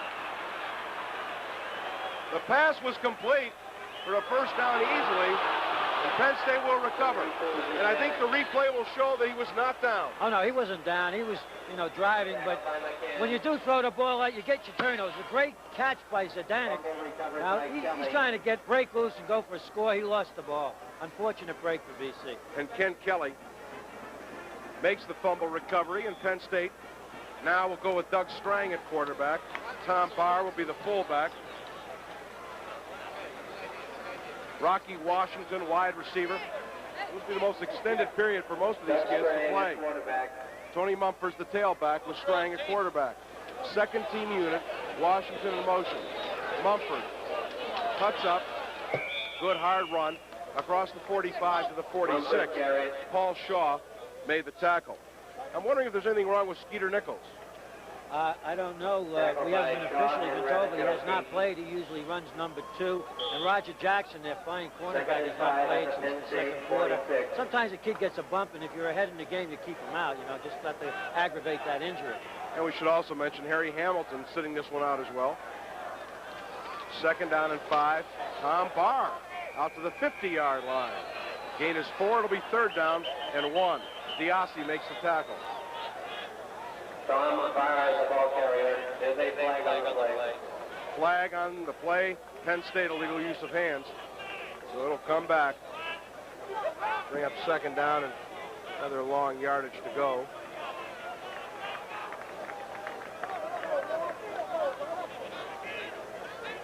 That was on Rocky Washington, number 29. He's a very aggressive a young sophomore player, flanker, and that time he's a little too aggressive. The call is illegal use of hands against Penn State. Well, the ball marched back to the 45-yard line. It'll bring up second down. 6. Would have been 3rd and 1. Strang. Throwing. Got a man open. It is Campbell, and he overthrew him. Kevin Campbell was wide open. So was Kirk Bowman, for that matter. Both of them were wide open. That's Doug Strang's first pass of the day. Like to have it back. Had 2 receivers wide open. Strang, by the way, coming into the game was 5 out of 15. No touchdowns, 2 interceptions. The pass was intended for So it'll be 3rd down and 6. 3rd and 6 at the Penn State 45. Dave Loud they're working on. He's kind of worked himself into the first string card. Yes, he has. This second offensive unit of second offensive line of Penn State's pretty strong. 3rd down and 6. Foul left. Washington right. Here's Strang. Screen pass incomplete for Mumford. Paul Shaw, right defensive end, was there on the cover. Mumford, incomplete. So Strang goes 0 for 2 on the series after the fumble recovery, and that'll force Penn State to punt. Herrera, number 41, is limping off the field. He's a sophomore, a strong safety. He might have a cramp the way he's walking. Well, when you play on artificial turf, and aside from the injury factor, you pound your legs a lot more because there's no give with the turf, and you can get cramped. Phelan is deep. Ralph Giacomero to punt for Penn State. Still 8:58 to play in this football game. It's been a long football game, a lot of scoring, quite obviously, 62 points. But 2/3 of the points have been scored by Penn State. Here comes the rush. Giacomero gets off a boomer. Oh, did he kick that? Phelan is going to let it bounce. It'll go into the end zone. So it's a 55-yard kick, but it does go into the end zone. Giacomero builds his average a bit. And Boston College again will come out first down at the 20. Next week, the Wolfpack. 1st and 10 at the 20. Always plays Penn State very, very tough. A couple of years ago, Penn State, or last year, the fake punt, Ken Kelly throwing a touchdown pass. Well, they've won 2 games on the last play of the game. One time on a field goal, and one time Fusina down there checked off with about 30 seconds ago to throw the winning touchdown pass. Then, of course, it's 2 South Bend and a week layoff, and then it'll be Pitt on the 26th. Flutie, rush, scrambling, run out of bounds at the 19-yard line. Todd Moles was after him, the freshman defensive tackle. Flutie out of bounds. Flutie will lose a yard to make it 2nd down and 11. This is good defense. Now they keep him in the pocket for just long enough so the receivers are picked up, and then they flatten out. And Flutie, knowing that time is a factor, wisely gets out of bounds. Ofer got the inside rush. John Wallner playing left defensive end. 2nd down and 11.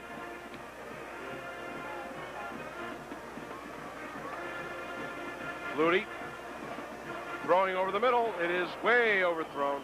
Intended for Phelan at the 38. Double coverage, incomplete. It'll bring up 3rd and 11. That's only the second really bad ball that Flutie has thrown all day. He's been remarkable. It's a great performance by a great player. Doug Flutie on the afternoon has completed 22 out of 40 for 456 yards and 1 touchdown. Look, 1 TD. He's been intercepted 3 times. That's a lot of yardage. 3rd down, 11. Flutie with time over the middle, open Nizelek. He's got it, and he's got a first down at the Penn State 47. That's exactly where he has managed to pile up the big yardage. Roger Jackson in the game, make the hit along with Mike Suter. Well, they brought Roger in just lately. I guess he's all right, but again, they're hitting the middle. It's wide open. He puts the ball with great timing, just at the right minute, right second, or else it would have been knocked away. Make that John Shane with a reception. The gain is 33 and a first down. Flat pass. Zdanek hit hard at the 39. Good solid stick by Chris Sidnor. The gain will be 8, make it second down and 2. All right, again, Flutie straight drop back. Second and 3 at the Right 40. out to his tight end, to Zdanek on a quick out, and that Sidner, number 27, comes up, makes a good recovery for the tackle. Flutie's 24th completion, 497 yards. Second and 2.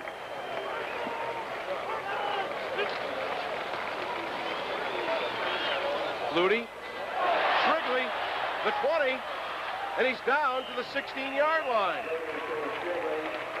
Roger Jackson made the tackle, but Flutie completes another one, and he now passed for over 510 yards. You know, Stan, they're giving him a middle, but he still has to deliver the ball. And I mean, it's not that easy. He puts it right on the mark again. That's another, the tight end goes up, makes a good grab. Shrigley. First down at the 16-yard line. 7 minutes, 15 seconds to play. Flutie, screen pass, Bistek fumbles the football, and Penn State recovers. John Garrett, or the Mike Garrett on the recovery. But Stan, we had a great defensive play by Roger Jackson, who came up, forced the screen, watch to the top of your screen. Jackson comes up here. All right, he's playing Nieslick, plays off the blocker, and Nieslick is forced to try to avoid him and loses the ball. Great play by Roger Jackson, defensive back. Boston College has really had the turnover bugaboo. There you see Mike Garrett making the reception. Penn State. Mumford gets outside, 35, knocked out of bounds near the 37-yard line. Crawford on the tackle. Just a short side sweep. Now Nichols, number 12, Mumford, number 12, has also got great speed. He runs a 4.40, and if he gets out in the open, he can really fly. So Tony Mumford picking up a first down.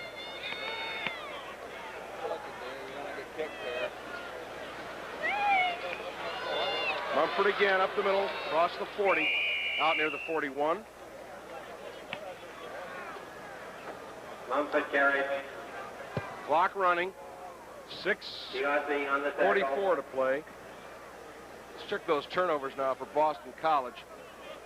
They've been intercepted 3 times, and they have fumbled the football twice. They've turned it over twice on fumbles, 5 turnovers altogether. Plus, they have given Penn State 2 first downs on kicking game mistakes. Roughing the kicker, 12 men on the field. And that, in essence, is a turnover. Strang to throw. He's looking, firing, and it is caught on the far sideline by Rocky Washington. So Strang picks up his first reception of the day. You know, one thing about Flutie, though, one problem about scrambling is that you do have interceptions. He went into the game with 12 interceptions. And if your interception ratio is greater than your touchdown production, then sometimes you got a problem. And that seems to be the only problem that I could see in this kid's performance. Gives Penn State a first down at the Boston College 49-yard line. Tom Barr looking for the hole, flag down in the middle of the pile. The gain for Barr was a couple, but again, a flag was thrown.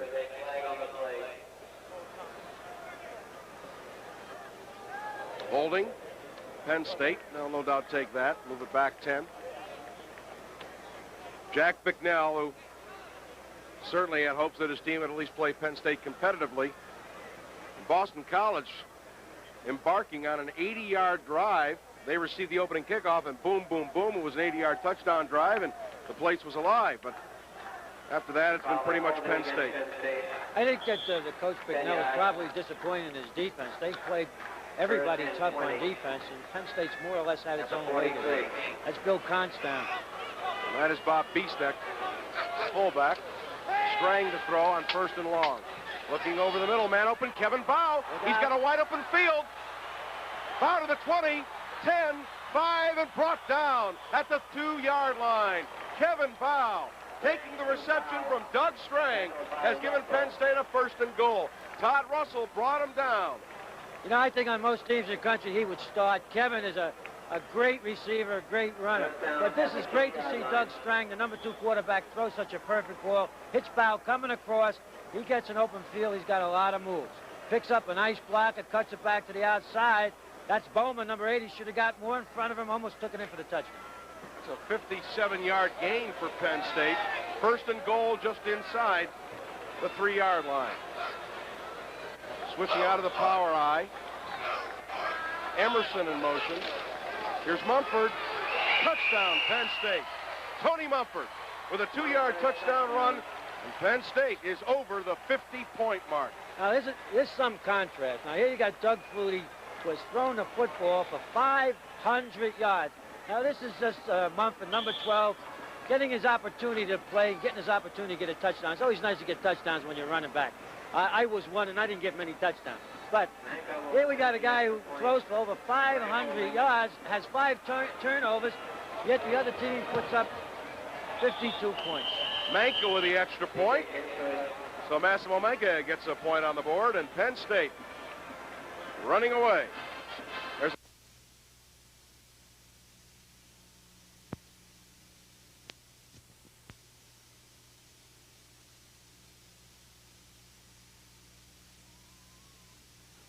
(52-17).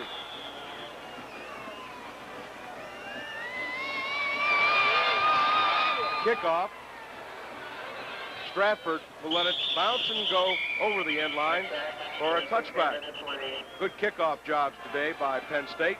And so with 5:20 to play, Penn State leading 52-17. Not much you can add to that, except the fact that there's a scoring drive, 8 plays, 78 yards, and 1.04. But those people who rely on statistics, this is the type of day you just cross them out. This totally nullifies the people who rely on statistics. Well, Lockery is now the quarterback. And Lockery will throw. Flag down, pass over the middle. It is caught over the middle for a first down at the 35-yard line by Paul Zadanek. The gain will be 15, but again, there is a flag on the play. John Lockery is a senior, 6'1", 188 yards, and he is from Trevose, Pennsylvania. Offside, Penn State. So Boston College will decline that. They will take the reception to Zadanek. Straight drop back action here again. They come to Zadanek. The middle is wide open. They've been hitting it all day long, and Penn State has been giving it to them all day long. 14 yards to the 34.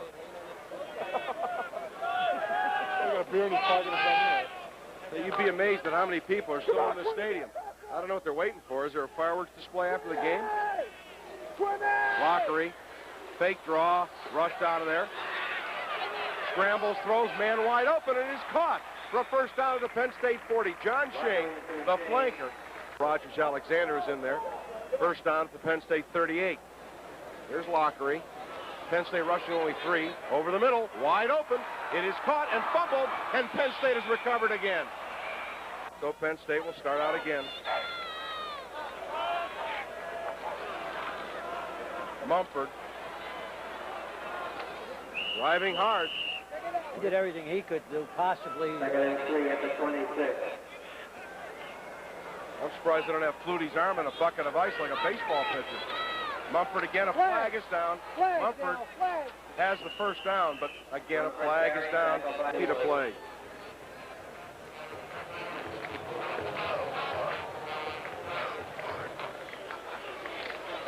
Here's Tom Barr pounding out to the 24. That'll bring Mumford. Got a hole. First down. Good run, Tony Mumford, and another flag is down. Maybe on Dean Dominio, number 89, for a hold. And it's too bad because it came after he had the first down. He made a real nice run.